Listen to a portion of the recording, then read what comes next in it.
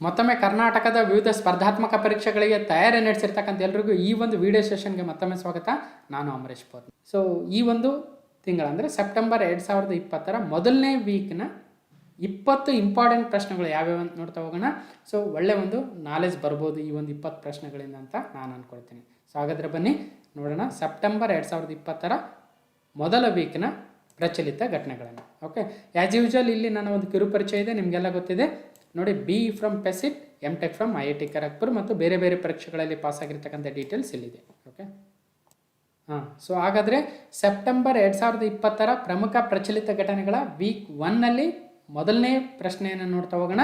ನೋಡಿ, question number 1, ಭಾರತವು ಇತ್ತೀಚೆಗೆ ಹೈಪರ್ಸಾನಿಕ್ ಕ್ಷಿಪಣಿ ವಾಹಕವನ್ನು ಅಂದರೆ HSTDV ಅಂತ ಕರಿತೀವಿ, ಹೈಪರ್ಸಾನಿಕ್ ಟೆಕ್ನಾಲಜಿ ಡೆಮಾನ್ಸ್ಟ್ರೇಷನ್ ವೆಹಿಕಲ್ ಅಂತ. ಸೊ ಇದನ್ನು ಯಶಸ್ವಿಯಾಗಿ ಪರೀಕ್ಷೆಯನ್ನು ನಡೆಸಿದೆ. ಹಾಗಾದರೆ ಇಂತಹ ಪರೀಕ್ಷೆಯನ್ನು ನಡೆಸಿ ಯಶಸ್ವಿಯಾಗಿರ್ತಕ್ಕಂಥ ಎಷ್ಟನೇ ದೇಶವಾಗಿದೆ ಭಾರತ ಅಂತ ಕೇಳ್ಬೋದು. So India successfully tested its hypersonic missile hypersonic technology demonstration vehicle HSTDV.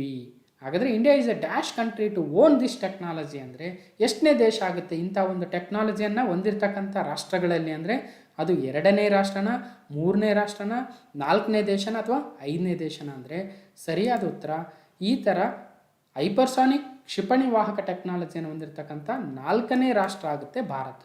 ಹಾಗಾದರೆ ಇನ್ನು 3 ರಾಷ್ಟ್ರಗಳು ಯಾವ್ಯಾವು ನೋಡಿ. 1 ಅಮೆರಿಕ, ರಷ್ಯಾ, ಚೀನಾ. ಈ 3 ದೇಶಗಳನ್ನು ಬಿಟ್ಟರೆ ಈ ಥರ ಹೈಪರ್ಸಾನಿಕ್ ಕ್ಷಿಪಣಿ ಬಲವನ್ನು, ಹೈಪರ್ಸಾನಿಕ್ ಕ್ಷಿಪಣಿ ತಂತ್ರಜ್ಞಾನವನ್ನು ಹೊಂದಿರತಕ್ಕಂಥ 4ನೇ ದೇಶ ಭಾರತ ಆಗುತ್ತೆ. ಓಕೆ, ಸೊ ಇದನ್ನು ಎಲ್ಲಿ ಒಂದು ಟೆಸ್ಟ್ ಮಾಡಿದ್ರು ಅಂದರೆ APJ Abdul Kalam testing range Balasore ಅಂತ ಒಡಿಸ್ಸಾದಲ್ಲಿ ನಾವು ವೀಲರ್ ದ್ವೀಪ ಅಂತ ಕರಿತಾ ಇದ್ವಿ. ಸೊ ಆ ಒಂದು ಪ್ಲೇಸಲ್ಲಿ ಇದರ ಒಂದು ಟೆಸ್ಟನ್ನು ಮಾಡಿದ್ದಾರೆ.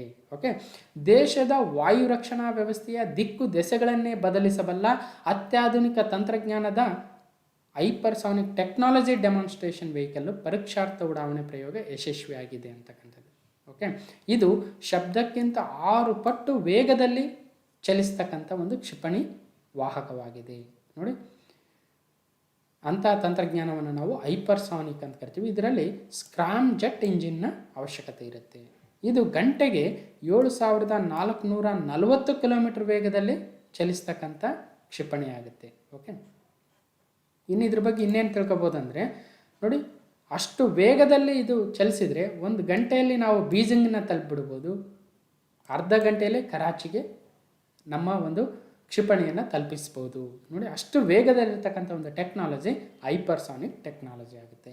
ಹಾಗಾದರೆ ಇದ್ರ ಬಗ್ಗೆ ಸ್ವಲ್ಪ ತಿಳ್ಕೊಳ್ಳೋದಾದರೆ ಇಲ್ಲಿ 3 ಅಥವಾ 4 ರೀತಿಯ ಒಂದು ಟೆಕ್ನಾಲಜಿ ಇರುತ್ತೆ. ಮೊದಲನೇದು ನೋಡಿ ಸಬ್ಸಾನಿಕ್ ಟೆಕ್ನಾಲಜಿ, 2ನೇದು ಸೂಪರ್ಸಾನಿಕ್ ಟೆಕ್ನಾಲಜಿ, 3ನೇದು ಹೈಪರ್ಸಾನಿಕ್ ಟೆಕ್ನಾಲಜಿ ಅಂತ.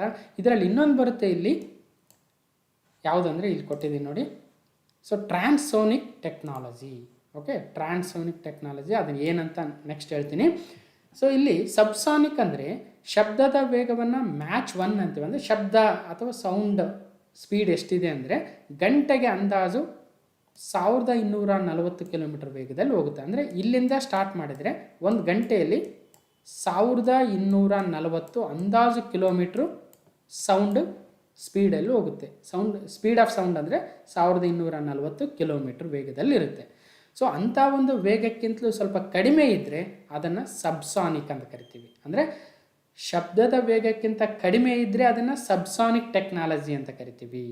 ಓಕೆ, ಇನ್ನೊಂದು ಸೂಪರ್ಸಾನಿಕ್ ಅಂದರೆ ಸೂಪರ್ಸಾನಿಕ್ ಕ್ಷಿಪಣಿಗಳು ಮ್ಯಾಚ್ 1ಗಿಂತ, ಇದು ಮ್ಯಾಚ್ 1 ಅಂದರೆ ಮ್ಯಾಚ್ 1 ಅಂದರೆ ಇಟ್ ಈಸ್ ಈಕ್ವಲ್ ಟು ನೋಡಿ speed of sound. Speed of ಸೌಂಡ್ಗೆ ಈಕ್ವಲ್ ಆಗಿದ್ದರೆ ಅದನ್ನು ಮ್ಯಾಚ್ 1 ಅಂತ ಕರಿತೀವಿ. ಸ್ಪೀಡ್ ಆಫ್ ಸೌಂಡ್ಗಿಂತಲೂ ಕಡಿಮೆ ಇದ್ದರೆ ಅದನ್ನು ಸಬ್ಸೋನಿಕ್ ಅಂತ ಕರಿತೀವಿ. ಸ್ಪೀಡ್ ಆಫ್ ಸೌಂಡ್ಗಿಂತಲೂ ಜಾಸ್ತಿ ಇದ್ದರೆ ಅದನ್ನು ಸೂಪರ್ಸಾನಿಕ್ ಅಂತ ಕರಿತೀವಿ. ಸ್ಪೀಡ್ ಆಫ್ ಸೌಂಡ್ಗಿಂತಲೂ ಅಂದರೆ ಮ್ಯಾಚ್ 5.0, ಮ್ಯಾಚ್ 5 ಅಂದರೆ ಸ್ಪೀಡ್ ಆಫ್ ಸೌಂಡ್ ಎಷ್ಟಿದೆಯೋ ಅದರ 5 ಪಟ್ಟು ಸ್ಪೀಡಲ್ಲಿ ಹೋದರೆ ಅಥವಾ ಅದಕ್ಕಿಂತ ಜಾಸ್ತಿ ಹೋದ್ರೆ ಅಂತ ಕರಿತೀವಿ. ಇಲ್ಲಿ ನೋಡಿ, ಆಬ್ಜೆಕ್ಟ್ ಸ್ಪೀಡ್ ಎಷ್ಟಿದೆಯೋ ಅದನ್ನು divided by speed of sound ಮಾಡಿದಾಗ ನಮಗೆ ಆ ಮ್ಯಾಚ್ ನಂಬರ್ ಬರುತ್ತೆ. ಸಪೋಸ್ ಆಬ್ಜೆಕ್ಟ್ ಸ್ಪೀಡ್ ಏನಾದರೂ 1040 km/h ಇದ್ದು ಸ್ಪೀಡ್ ಆಫ್ ಸೌಂಡ್ ಕೂಡ 1240 ಇರೋದ್ರಿಂದ ಅಂದಾಜು, ಸೊ ಅವಾಗ 1 ಆಗುತ್ತೆ. ಅಂದರೆ ಮ್ಯಾಚ್ 1 ಅಂದರೆ ಇಟ್ ಈಸ್ ಟ್ರಾನ್ಸೋನಿಕ್. ಅದಕ್ಕಿಂತಲೂ ಕಡಿಮೆ ಇದ್ದರೆ ಸಬ್ಸೋನಿಕ್ಕು, ಅದಕ್ಕಿಂತಲೂ ಜಾಸ್ತಿ ಇದ್ದರೆ ಸೂಪರ್ಸೋನಿಕ್ಕು, ಅದಕ್ಕಿಂತಲೂ 5 ಪಟ್ಟು ಜಾಸ್ತಿ ಇದ್ದರೆ ಹೈಪರ್ಸೋನಿಕ್. ಇದು ನೆನ್ಪಿಡಬೇಕು, ಬೇರೆ ಬೇರೆ ಎಕ್ಸಾಮಲ್ಲಿ ಕೇಳ್ಬೋದು. ಹಾಗಾದರೆ ಈ ಸೂಪರ್ಸೋನಿಕ್ಕಿಗೆ ಒಂದು ಎಕ್ಸಾಂಪಲ್ ಯಾವುದು ಅಂದರೆ ಭಾರತದ ಬ್ರಹ್ಮೋಸ್ ಕ್ಷಿಪಣಿ ಏನಿದೆಯೋ ಅದು ಸೂಪರ್ಸೋನಿಕ್ ಕ್ಷಿಪಣಿ ಆಗುತ್ತೆ. ಓಕೆ, ಇನ್ನು ಹೈಪರ್ಸೋನಿಕ್ ಇವಾಗೇನು ನಾವು ಟೆಸ್ಟ್ ಮಾಡಿರ್ತಕ್ಕಂಥದ್ದು ಹೈಪರ್ಸೋನಿಕ್ ಆಗುತ್ತೆ. ಇದು ಮ್ಯಾಚ್ 5ಗಿಂತಲೂ ಜಾಸ್ತಿ ಇರಬೇಕು ಅಥವಾ ಮ್ಯಾಚ್ 5 ಆಗಿರಬೇಕು. ಮ್ಯಾಚ್ 5 ಅಂದರೆ 1240 × 5 ಮಾಡಬೇಕು, ಆವಾಗ 6200 ಬರುತ್ತೆ. ಬಟ್ ಇದು ಮ್ಯಾಚ್ 6 ಆಗುತ್ತೆ, ಯಾಕಂದರೆ ಗಂಟೆಗೆ 7440 ಕಿಲೋಮೀಟರ್ ವೇಗದಲ್ಲಿ ಆರಬಲ್ಲ ಒಂದು ಕ್ಷಿಪಣಿ ತಂತ್ರಜ್ಞಾನವಾಗಿದ್ದು, ಅಂಥ ಒಂದು ಕ್ಷಿಪಣಿ ತಂತ್ರಜ್ಞಾನವನ್ನು ದಕ್ಕಿಸಿಕೊಂಡಿರ್ತಕ್ಕಂಥ 4ನೇ ದೇಶ ಭಾರತ ಆಗುತ್ತೆ. ಅದಕ್ಕೋಸ್ಕರ ಹೇಳ್ತಾ ಇರೋದು ಬೀಜಿಂಗ್ನ 1 ಗಂಟೆಯಲ್ಲಿ ರೀಚ್ ಆಗ್ಬೋದು, ಕರಾಚಿಯನ್ನು ಅರ್ಧ ಗಂಟೆಯಲ್ಲೇ ರೀಚ್ ಆಗಿಬಿಡ್ಬೋದು ಅಂತಕ್ಕಂಥದ್ದು. ಓಕೆ, ಇನ್ನೂ ಒಂದು ಏನಂದರೆ ಇದ್ರ ವಿಶೇಷ, ಇದನ್ನು ತಡಿತಕ್ಕಂಥ ತಂತ್ರಜ್ಞಾನವೇ ಸದ್ಯಕ್ಕಿಲ್ಲ ಅಂತಕ್ಕಂಥ. ಅಂದರೆ ಇಷ್ಟು ಸ್ಪೀಡಲ್ಲಿ ಹೋಗ್ತಕ್ಕಂಥ ಒಂದು ಕ್ಷಿಪಣಿಯನ್ನು ತಡಿಬಲ್ಲ ತಂತ್ರಜ್ಞಾನ ಯಾವ ದೇಶದಲ್ಲೂ ಇಲ್ಲ. ಅಂದರೆ ಸದ್ಯ ಯಾವ ದೇಶದ ಬಳಿಯೂ ಸೂಪರ್ಸಾನಿಕ್ ಹಾಗೂ ಹೈಪರ್ಸಾನಿಕ್ ವೇಗದಲ್ಲಿ ಗುರಿಯತ್ತ ಧಾವಿಸಿ ಬರುವ ಕ್ಷಿಪಣಿಗಳನ್ನು ತಡೆಗಟ್ಟಿ ನಾಶ ಮಾಡುವ ತಂತ್ರಜ್ಞಾನ ಇಲ್ಲವೇ ಇಲ್ಲ. ಅಂದರೆ ಈಗ ಇಲ್ಲಿಂದ ಲಾಂಚ್ ಮಾಡಿದರೆ ಆ ವೇಗದಲ್ಲಿ ಏನು ಹೋಗ್ತಾ ಇರುತ್ತೋ ಅದನ್ನು ಐಡೆಂಟಿಫೈ ಮಾಡಿ ಇದನ್ನು ಒಡೆದುರುಳಿಸ್ತಕ್ಕಂಥ, ಈ ಕ್ಷಿಪಣಿಯನ್ನು ಒಡೆದುರುಳಿಸ್ತಕ್ಕಂಥ ಟೆಕ್ನಾಲಜಿ ಯಾವ ದೇಶದ ಬಳಿಯೂ ಇಲ್ಲ. ಯಾಕಂದರೆ ಇವು ಉಡಾವಣೆಗೊಂಡ ಬಳಿಕ ಇವುಗಳ ಗುರಿ ಹಾಗೂ ದಾರಿಯನ್ನು ರೇಡಾರ್ಗಳು ಗುರುತಿಸಿ ಮಾಹಿತಿ ನೀಡಬೇಕಾಗತ್ತೆ.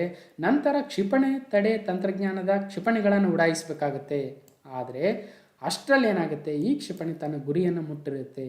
ಸೊ ಅಂಥ ಟೆಕ್ನಾಲಜಿ ಯಾರ ಹತ್ರನೂ ಯಾವ ದೇಶಗಳಲ್ಲೂ ಇಲ್ಲ ಅಂತಕ್ಕಂಥದ್ದು. ಓಕೆ, ಇನ್ನಿದ್ರ ಲಾಭ ಏನಾಗುತ್ತೆ, ಕಡಿಮೆ ಖರ್ಚಿನಲ್ಲಿ ಉಪಗ್ರಹಗಳನ್ನು ಕಕ್ಷೆಗೂ ಕೂಡ ಕಳಿಸ್ಬೋದು. ಒಂದು, ಶತ್ರುಗಳು ನಮ್ಮ ಕ್ಷಿಪಣಿ ತಡೆಯುವ ಭಯವೇ ಇರಲ್ಲ, ಯಾಕಂದರೆ ಅಂಥ ತಂತ್ರಜ್ಞಾನ ಯಾವ ದೇಶದಲ್ಲೂ ಇಲ್ಲ. ಇನ್ನೊಂದು, ಶತ್ರು ದೇಶದ ಸ್ಯಾಟಲೈಟ್ಗಳನ್ನು ಬಲು ಸುಲಭವಾಗಿ ನಾಶಪಡಿಸ್ಬೋದು. ಇನ್ನೊಂದು, ಚೀನಾಕ್ಕೆ ಎಚ್ಚರಿಕೆ ನೀಡಿದಂತಾಗುತ್ತೆ. ಸೊ ಈ ಎಲ್ಲ ಒಂದು ಯೂಸ್ ಈ ಒಂದು ಹೈಪರ್ಸಾನಿಕ್ ಟೆಕ್ನಾಲಜಿನ ಬಳಸಿರೋದ್ರಿಂದ ನಮಗೆ ಆಗ್ತಾ ಇದೆ. ಸೊ ಆದ್ದರಿಂದ ಇದನ್ನು ಡೆವಲಪ್ ಮಾಡಿರ್ತಕ್ಕಂಥ ಕಂಪ್ನಿ ಯಾವುದಂತ ಕೇಳ್ಬೋದು, ವೆರಿ ಇಂಪಾರ್ಟೆಂಟ್ ಆಗುತ್ತೆ. ಭಾರತದ DRDO ಇದನ್ನು ಅಭಿವೃದ್ಧಿಪಡಿಸಿದೆ ಹೈಪರ್ಸಾನಿಕ್ ಕ್ಷಿಪಣಿಯನ್ನು. ಓಕೆ, ಇದ್ರ ಹೆಸರು ಇನ್ನೊಮ್ಮೆ ಹೇಳ್ತಾ ಇದ್ದೀನಿ, ಹೈಪರ್ಸಾನಿಕ್ ಟೆಕ್ನಾಲಜಿ ಡೆಮಾನ್ಸ್ಟ್ರೇಟರ್ ವೆಹಿಕಲ್ ಆಗುತ್ತೆ. ಇನ್ನು ಕ್ಷಿಪಣಿಯನ್ನು ತಯಾರು ಮಾಡಿಲ್ಲ, ಜಸ್ಟ್ ವೆಹಿಕಲನ್ನು ತಯಾರು ಮಾಡಿದ್ದೀವಿ. ಸುಮಾರು ಒಂದು 5-6 ವರ್ಷಗಳಲ್ಲಿ ಈ ಒಂದು ಕ್ಷಿಪಣಿಗಳು ರೆಡಿ ಆಗ್ಬೋದು, ನೆನಪಿರಲಿ. ಓಕೆ, ಸೊ ಇದು ಇಂಪಾರ್ಟೆಂಟ್ ಆಗುತ್ತೆ. ಮ್ಯಾಚ್ 1 ಅಂದರೆ ಸಬ್ಸೋನಿಕ್, ಟ್ರಾನ್ಸೋನಿಕ್, ಸೂಪರ್ಸಾನಿಕ್ ಮತ್ತು ಹೈಪರ್ಸಾನಿಕ್. ಸೊ ಇದರಲ್ಲಿ ಯಾವುದೇ ಒಂದು ಇನ್ಫಾರ್ಮೇಷನ್ ಬೇಕಾದರೂ ಎಕ್ಸಾಮಲ್ಲಿ ನಿಮಗೆ ಯೂಸ್ ಆಗ್ಬೋದು. ಸೊ ನೆಕ್ಸ್ಟ್ ಸೆಕೆಂಡ್ ಕ್ವಶನ್ಗೆ ಹೋಗೋಣ. ಕ್ವಶನ್ 2, ಕೇಶವಾನಂದ ಭಾರತಿ ವರ್ಸಸ್ ಕೇರಳ ಸರ್ಕಾರ ಪ್ರಕರಣ ಅಂತ ನೀವೆಲ್ಲ ಕೇಳಿರ್ತೀರ. ಪಾಲಿಟಿ ಓದಿರೋರಿಗೆಲ್ಲ ಇದೆಲ್ಲ ಭಾಳ ಕೇಳಿರ್ತೀರ. ಈ ಒಂದು ಐತಿಹಾಸಿಕ ಪ್ರಕರಣದ ತೀರ್ಪಿನ ಕೇಶವಾನಂದ ಭಾರತಿ ಸ್ವಾಮೀಜಿಗಳು ಇತ್ತೀಚೆಗೆ ನಿಧನರಾದರು. ಆದ್ದರಿಂದ ಈ ಒಂದು ಕೇಸ್ ಈಗ ಭಾಳ ಇಂಪಾರ್ಟೆಂಟ್ ಆಗುತ್ತೆ ಕರೆಂಟ್ ಇವೆಂಟ್ಸ್ಗಳಲ್ಲಿ. ಹಾಗಾದರೆ ಏನಿದು ಪ್ರಕರಣ, ಕೇಶವಾನಂದ ಭಾರತಿ ವರ್ಸಸ್ ಕೇರಳ ಸರ್ಕಾರ ಪ್ರಕರಣ ಏನಿದು ಅಂತಕ್ಕಂಥದ್ದು ಪ್ರಶ್ನೆ ಆಗ್ಬೋದು.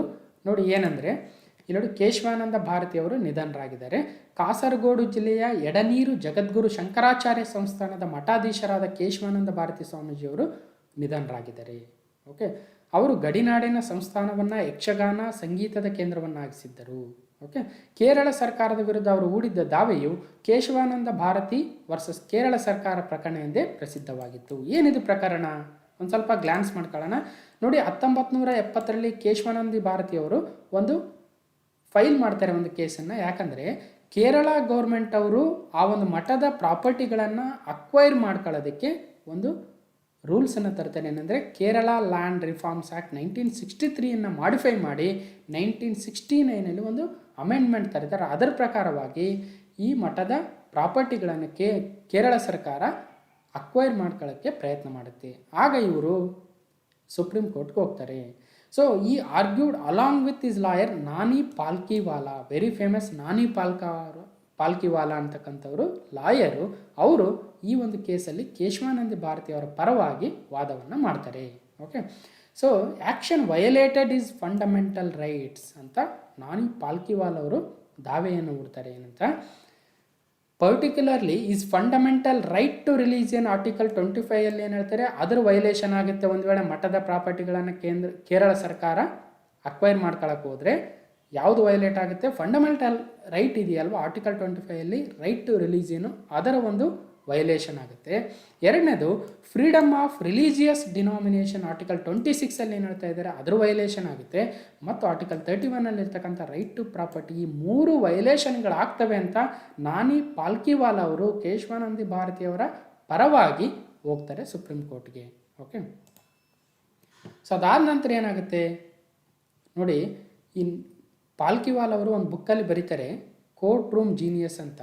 ಆ ಬುಕ್ಕಲ್ಲಿ ಹೇಳ್ತಾರೆ ಅವರು ಇದನ್ನು ಒಂದು ಅಡ್ವಾಂಟೇಜ್ ಮಾಡ್ಕೊಳ್ತಾರೆ, ಇದೊಂದು ಅವಕಾಶವನ್ನಾಗಿ ಬಳಸ್ಕೊಳ್ತಾರೆ ನಾನಿ ಪಾಲ್ಕಿವಾಲ ಅವರು. ಏನಂತ?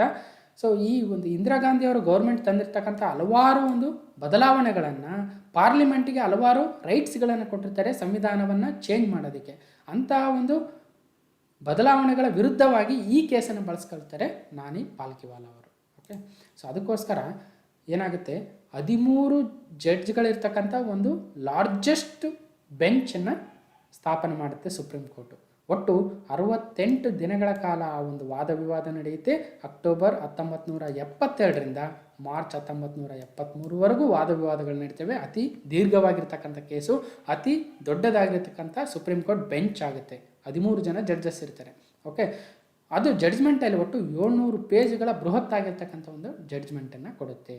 ಓಕೆ, ಇದರಲ್ಲಿ ಏನು ಹೇಳುತ್ತೆ, the Kesavananda Bharati judgment innovated the basic structure doctrine which limited the parliament's power to make a drastic amendments that may affect the core values enshrined in the constitution. ಅಂದರೆ ಕಾನ್ಸ್ಟಿಟ್ಯೂಷನ್ನ ಮೂಲ ಸ್ಟ್ರಕ್ಚರ್ ಏನಿದೆಯೋ ಅದನ್ನು ಚೇಂಜ್ ಮಾಡೋದಕ್ಕೆ ಪಾರ್ಲಿಮೆಂಟ್ಗೆ ಅವಕಾಶ ಇಲ್ಲ ಅಂತ ವರ್ಡಿಕ್ಟ್ ಕೊಡುತ್ತೆ. ಅದ್ರ ಜೊತೆಗೆ the verdict upheld the power of the supreme Court to judicially review the laws of parliament. ಅಂದರೆ ಸುಪ್ರೀಂ ಕೋರ್ಟು ಏನು ಮಾಡ್ಬೋದು, ಪಾರ್ಲಿಮೆಂಟ್ ಮಾಡಿರ್ತಕ್ಕಂಥ ಕಾನೂನುಗಳನ್ನು, ಕಾಯ್ದೆಗಳನ್ನು ರಿವ್ಯೂ ಮಾಡ್ತಕ್ಕಂಥ ಒಂದು ಅವಕಾಶವನ್ನು ಸುಪ್ರೀಂ ಕೋರ್ಟಿಗೆ ಕೊಡುತ್ತೆ ಆ ಜಡ್ಜ್ಮೆಂಟು. ಅದಕ್ಕೋಸ್ಕರ ನೋಡಿ ಏನು ಇಲ್ಲಿ ಬೇಸಿಕ್ ಸ್ಟ್ರಕ್ಚರ್ನ ಚೇಂಜ್ ಮಾಡೋಕ್ಕಾಗಲ್ಲ ಅಂತಕ್ಕಂಥ ಒಂದು ಜಡ್ಜ್ಮೆಂಟ್ ಬರುತ್ತೆ. ಅದಕ್ಕೋಸ್ಕರ ಈ Kesavananda Bharati versus state of Kerala ಭಾಳ ಲ್ಯಾಂಡ್ ಮಾರ್ಕ್ ಕೇಸ್ ಆಗುತ್ತೆ. ಓಕೆ, ಇಷ್ಟು ತಿಳ್ಕೊಬೇಕಾಗುತ್ತೆ. ಸೊ ಅದಾದ ನಂತರ ಕ್ವಶನ್ ನಂಬರ್ 3, ಇತ್ತೀಚೆಗೆ ನಿಧನರಾದ ಪ್ರಣಬ್ ಮುಖರ್ಜಿ ಅವರು ಭಾರತದ ಮಾಜಿ ರಾಷ್ಟ್ರಪತಿಗಳು. ಇವರಿಗೆ ಭಾರತ ರತ್ನ ಪ್ರಶಸ್ತಿಯನ್ನು ಯಾವ ವರ್ಷ ನೀಡಲಾಗಿತ್ತು? Pranab Mukherjee who recently passed away is a former president of India. In which year was the Bharat Ratna awarded to him? ಅಂದರೆ ಸೊ 1985 ಅವಾರ್ಡ್ ಮಾಡಿದ್ವಾ ನಾವು ಭಾರತ ರತ್ನವನ್ನು. 2000 ಇಸ್ವಿ ಅಲ್ಲ, 2018 ಅಥವಾ 2019 ಅಂದರೆ ಸರಿಯಾದ ಉತ್ತರ 2019ರಲ್ಲಿ ಭಾರತದ ಮಾಜಿ ರಾಷ್ಟ್ರಪತಿಗಳಾಗಿರ್ತಕ್ಕಂಥ ಪ್ರಣಬ್ ಮುಖರ್ಜಿ ಅವರಿಗೆ ಭಾರತ ರತ್ನ ಪ್ರಶಸ್ತಿಯನ್ನು ನೀಡಿದ್ವಿ. ಅವರು ಇತ್ತೀಚೆಗೆ ನಿಧನರಾದರು. ನೋಡಿ, ಪ್ರಣಬ್ ಮರೆಯಾದ ಭಾರತ ರತ್ನ ಮಾಜಿ ರಾಷ್ಟ್ರಪತಿ ಇನ್ನಿಲ್ಲ. ಓಕೆ, 5 ದಶಕಗಳ ಸುದೀರ್ಘ ರಾಜಕೀಯ ಜೀವನದಲ್ಲಿ ಅಜಾತಶತ್ರು ಅಂತಲೇ ಫೇಮಸ್ ಆಗಿದ್ದರು. 1969ರಲ್ಲಿ ರಾಜ್ಯಸಭೆಗೆ ಆಯ್ಕೆ ಆಗ್ತಾರೆ, ರಾಜಕೀಯ ಪ್ರವೇಶವನ್ನು ಪಡಿತಾರೆ. 6 ಬಾರಿ ರಾಜ್ಯಸಭೆಗೆ ಆಯ್ಕೆಯಾಗಿದ್ದರು, 2 ಸಲ ಲೋಕಸಭೆಗೂ ಕೂಡ ಆಯ್ಕೆಯಾಗಿದ್ದರು. ಇಂದಿರಾ ಗಾಂಧಿ, PV ನರಸಿಂಹರಾವ್ ಮತ್ತು ಮನಮೋಹನ್ ಸಿಂಗ್ ಸಂಪುಟದಲ್ಲಿ ಸಚಿವರಾಗಿದ್ದರು. ಹಣಕಾಸು ಸಚಿವರು, ರಕ್ಷಣಾ ಸಚಿವರು ಮತ್ತು ವಿದೇಶಾಂಗ ಮಂತ್ರಿಯಾಗಿ ಹೆಗ್ಗಳಿಕೆಯನ್ನು ಹೊಂದಿದ್ದಾರೆ. 2012ರಲ್ಲಿ ಭಾರತದ ರಾಷ್ಟ್ರಪತಿಯಾದರು. 2019ರಲ್ಲಿ ದೇಶದ ಅತ್ಯುನ್ನತ ಪ್ರಶಸ್ತಿಯಾಗಿರ್ತಕ್ಕಂಥ ಭಾರತ ರತ್ನ ಪ್ರಶಸ್ತಿಗೆ ಭಾಜನರಾಗಿದ್ದರು. ಇಷ್ಟೆಲ್ಲ ಇನ್ಫಾರ್ಮೇಷನ್ ತಿಳ್ಕೊಬೇಕಾಗುತ್ತೆ. ಹಾಗಾದರೆ 2019ರಲ್ಲಿ ಒಟ್ಟು 3 ಭಾರತ ರತ್ನ ಪ್ರಶಸ್ತಿಯನ್ನು ಕೊಟ್ಟಿದ್ದರು. ಭೂಪೇನ್ ಹಜಾರಿಕಾ ಅವರು, ನಾನಾಜಿ ದೇಶ್ಮುಖ್ ಅವರಿಗೆ ಮರಣೋತ್ತರವಾಗಿ ಕೊಟ್ಟಿದ್ದರು ಮತ್ತು ಪ್ರಣಬ್ ಮುಖರ್ಜಿ ಅವರಿಗೆ ಅವರು ಜೀವಂತವಾಗಿದ್ದಾಗಲೇ ಕೊಟ್ಟಿದ್ದರು, ಬಟ್ ಅವರಿಗೆ ಇತ್ತೀಚೆಗೆ ನಿಧನರಾಗಿದ್ದಾರೆ. ಸೊ ಇಷ್ಟು ಇನ್ಫಾರ್ಮೇಷನ್ ನೆನ್ಪಿಡಬೇಕು, ಬೇರೆ ಬೇರೆ ಎಕ್ಸಾಮ್ಸಲ್ಲಿ ಯೂಸ್ ಆಗುತ್ತೆ. 4ನೇ ಪ್ರಶ್ನೆ, ಕೇಂದ್ರ ಸರ್ಕಾರವು ಇತ್ತೀಚೆಗೆ ಯಾವ ಜನಪ್ರಿಯ ಗೇಮಿಂಗ್ ಅಪ್ಲಿಕೇಶನ್ ಸೇರಿದಂತೆ ಹಲವು ಆ್ಯಪ್ಗಳನ್ನು ನಿಷೇಧಿಸಿದೆ? ಸೊ ಇದು ಭಾಳ ಸುದ್ದಿಯಲ್ಲಿದೆ. ಯಾಕಂದರೆ ಏನು ಒಂದೊಂದು ಟೈಮಲ್ಲಿ ಫಸ್ಟ್ ಟೈಮಲ್ಲಿ ಒಂದಷ್ಟು 59-60 ಅಪ್ಲಿಕೇಶನ್ಗಳನ್ನ ಬ್ಯಾನ್ ಮಾಡಿದರು. 51 ಅನಿಸುತ್ತೆ ಯಾರು ಕೇಂದ್ರ ಸರ್ಕಾರ. ನಂತರ ಮತ್ತೆ ಈಗ ಹಲವಾರು ಒಂದು ಅಪ್ಲಿಕೇಶನ್ಗಳನ್ನು, ಆ್ಯಪ್ಗಳನ್ನು ನಿಷೇಧಿಸ್ತಾ ಇದ್ದಾರೆ. ಅವು ಚೀನಾ ಮೂಲದವಾಗಿರ್ಬೋದು ಅಥವಾ ಭಾರತದ ಒಂದು ಸಾರ್ವಭೌಮತೆಗೆ ಧಕ್ಕೆ ತರ್ತಕ್ಕಂಥ ಹಲವಾರು ಆ್ಯಪ್ಗಳಾಗಿರ್ಬೋದು. The central government has recently banned many apps including which popular gaming app? ಯಾವ ಒಂದು ಪ್ರಸಿದ್ಧಿ ಪಡೆದಿರ್ತಕ್ಕಂಥ ಜನಪ್ರಿಯ ಗೇಮಿಂಗ್ ಅಪ್ಲಿಕೇಶನ್ ಕೂಡ ಇದರಲ್ಲಿ ಸೇರಿದೆ ಅಂದರೆ ಅದು ಕಾಲ್ ಆಫ್ ಡ್ಯೂಟಿನ, ಪಬ್ಜಿನ, game of thrones, elite squad. ಅಂದರೆ ಸರಿಯಾದ ಉತ್ತರ ಪಬ್ಜಿ ಅಂತಕ್ಕಂಥ ಜನಪ್ರಿಯ ಗೇಮಿಂಗ್ ಅಪ್ಲಿಕೇಶನ್ ಕೂಡ ಈ ಒಂದು ನಿಷೇಧಿಸ್ತಕ್ಕಂಥ ಆ್ಯಪ್ಗಳಲ್ಲಿ ಸೇರಿದೆ. ಯಾವುದಂದರೆ ಪ್ಲೇಯರ್ ಅನ್ನೋನ್ಸ್ ಬಾಟಲ್ ಗ್ರೌಂಡ್ಸ್ ಅಂತ. ಪಬ್ಜಿ ಅಂದ್ರೇನು? ಪ್ಲೇಯರ್ ಅನ್ನೋನ್ಸ್ ಬಾಟಲ್ ಗ್ರೌಂಡ್ಸ್ ಅಂತ. ಓಕೆ, ಸೊ ಪಬ್ಜಿ ಅಂದರೆ ಫುಲ್ ಫಾರ್ಮ್ ಕೂಡ ಗೊತ್ತಾಯಿತು. ಇಲ್ಲಿ ನೋಡಿ, ಪಬ್ಜಿ ಸೇರಿ 118 ಚೀನಿ ಆ್ಯಪ್ಗಳಿಗೆ ನಿಷೇಧ. ಇದು ಚೀನಾಕ್ಕೆ 3ನೇ ಏಟು, ಅಂದರೆ ಚೀನಾದ ಆ್ಯಪ್ಗಳ ಮೇಲೆ 3ನೇ ಬಾರಿ ನಿಷೇಧವನ್ನು ಹೇರಲಾಗಿದೆ. ಜೂನ್ನಲ್ಲಿ 59 ಆ್ಯಪ್ಗಳನ್ನ ನಿಷೇಧ ಮಾಡಲಾಗಿತ್ತು, ನಂತರ 47 ಆ್ಯಪ್ಗಳನ್ನು ಇದು ಮಾಡಲಾಗಿತ್ತು, ಈಗ 118 ಆ್ಯಪ್ಗಳು. ನೆನ್ಪಿಡ್ಬೇಕು. ಓಕೆ, ಸೊ ಇಲ್ಲೇನೆಂದರೆ ಒಂದು ಪಬ್ಜಿ ಫೇಮಸ್ ಆಗುತ್ತೆ. ಓಕೆ ನೋಡಿ, government bans PUBG, WeChat, work 116 other mobile apps ಅಂತ. ಯಾವ್ಯಾವ ಅಂದರೆ WeChat, VPN for TikTok, Baidu, Alipay, ಇವೆಲ್ಲ ಬೇರೆ ಬೇರೆ ಆ್ಯಪ್ಗಳು. ಸೊ 5ನೇ ಪ್ರಶ್ನೆ, 2020ನೇ ಸಾಲಿನ ನೃಪತುಂಗ ಪ್ರಶಸ್ತಿಯು ಈ ಕೆಳಗಿನ ಯಾರಿಗೆ ಲಭಿಸಿದೆ? ನೋಡಿ, 2020ರ ನೃಪತುಂಗ ಪ್ರಶಸ್ತಿ. ಈ ಪ್ರಶಸ್ತಿಯನ್ನು ಕನ್ನಡ ಸಾಹಿತ್ಯ ಪರಿಷತ್ತು ಮತ್ತು BMTC ಬೆಂಗಳೂರು ಮಹಾನಗರ ಸಾರಿಗೆ ಸಂಸ್ಥೆ ಏನಿದೆ ಅವರಿಬ್ಬರು ಒಟ್ಟುಗೂಡಿ ಈ ಒಂದು ಪ್ರಶಸ್ತಿಯನ್ನು ಸ್ಥಾಪಿಸಿರ್ತಕ್ಕಂಥದ್ದು. ಈ ಪ್ರಶಸ್ತಿಯನ್ನು 2020ನೇ ಸಾಲಿನಲ್ಲಿ ಯಾರಿಗೆ ಕೊಟ್ಟಿದ್ದಾರೆ ಅಂದರೆ ಚನ್ನವೀರ ಕಣವಿ, KS ನಿಸಾರ್ ಅಹ್ಮದ್, ಚಂದ್ರಶೇಖರ್ ಪಾಟೀಲ್, GS ಆಮೂರ್. ಅಂದರೆ ಸರಿಯಾದ ಉತ್ತರ GS ಆಮೂರ್ ಅವರಿಗೆ 2020ನೇ ಸಾಲಿನ ನೃಪತುಂಗ ಪ್ರಶಸ್ತಿಯನ್ನು ನೀಡಿದ್ದಾರೆ. 2019ರಲ್ಲಿ ಚನ್ನವೀರ ಕಣವಿ ಅವರಿಗೆ ನೀಡಿದರು. ಓಕೆ ನೋಡಿ, ವಿಮರ್ಶಕ ಡಾಕ್ಟರ್ GS ಆಮೂರ ಅವರು 2020ನೇ ಸಾಲಿನ ನೃಪತುಂಗ ಸಾಹಿತ್ಯ ಪ್ರಶಸ್ತಿಗೆ ಆಯ್ಕೆಯಾಗಿದ್ದಾರೆ. ಓಕೆ, ನೆನ್ಪಿಡಬೇಕು. ಈ ಪ್ರಶಸ್ತಿ 7 ಲಕ್ಷ ನಗದು ಒಳಗೊಂಡಿದೆ. ಪ್ರಶಸ್ತಿಯನ್ನು ಬೆಂಗಳೂರು ಮಹಾನಗರ ಸಾರಿಗೆ ಸಂಸ್ಥೆಯು ಕನ್ನಡ ಸಾಹಿತ್ಯ ಪರಿಷತ್ನಲ್ಲಿ ಸ್ಥಾಪನೆಯನ್ನು ಮಾಡಿದೆ. ಓಕೆ, 6ನೇ ಪ್ರಶ್ನೆ, ಕೇಂದ್ರ ಸರ್ಕಾರ ತರಲು ಯೋಜಿಸಿರುವ ಮಿಷನ್ ಕರ್ಮಯೋಗಿ ಯೋಜನೆಯ ಉದ್ದೇಶವೇನು? What is the purpose of mission Karmayogi scheme plan by the central government? ಅಂದರೆ ನೋಡಿ, ಮಿಷನ್ ಕರ್ಮಯೋಗಿಗೆ ಅಸ್ತು. ನಾಗರಿಕ ಸೇವಾ ಸಿಬ್ಬಂದಿಯ ಕಾರ್ಯಕ್ಷಮತೆಯನ್ನು ಉತ್ತಮಗೊಳಿಸುವ ಸಲುವಾಗಿ ನೇಮಕಾತಿ ನಂತರದ ವಿಶೇಷ ತರಬೇತಿ ಯೋಜನೆ ಮಿಷನ್ ಕರ್ಮಯೋಗಿಗೆ ಕೇಂದ್ರ ಸಚಿವ ಸಂಪುಟ ಸಭೆಯು ಬುಧವಾರ ಅನುಮೋದನೆಯನ್ನು ನೀಡಿದೆ.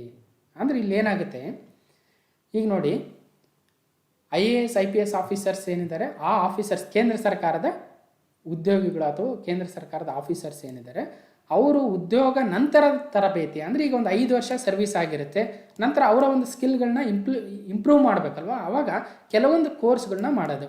ಆ ಕೋರ್ಸ್ಗಳನ್ನ ಅವರು ಕಾಲಕ್ಕೆ 5 ವರ್ಷಕ್ಕೆ, 7 ವರ್ಷಕ್ಕೆ, 10 ವರ್ಷಕ್ಕೆ ಹೀಗೆ ಬೇರೆ ಬೇರೆ ಟೈಮಲ್ಲಿ ಅವರು ಕೋರ್ಸ್ಗಳನ್ನು ಮಾಡ್ತಾ ಹೋಗಬೇಕಾಗುತ್ತೆ. ಅದರಲ್ಲಿ ಒಂದು ಒಳ್ಳೆ ಪರ್ಫಾರ್ಮೆನ್ಸ್ ಮಾಡಬೇಕಾಗುತ್ತೆ, ತಮ್ಮ ನಾಲೆಜನ್ನು ಗೇನ್ ಮಾಡಬೇಕಾಗುತ್ತೆ.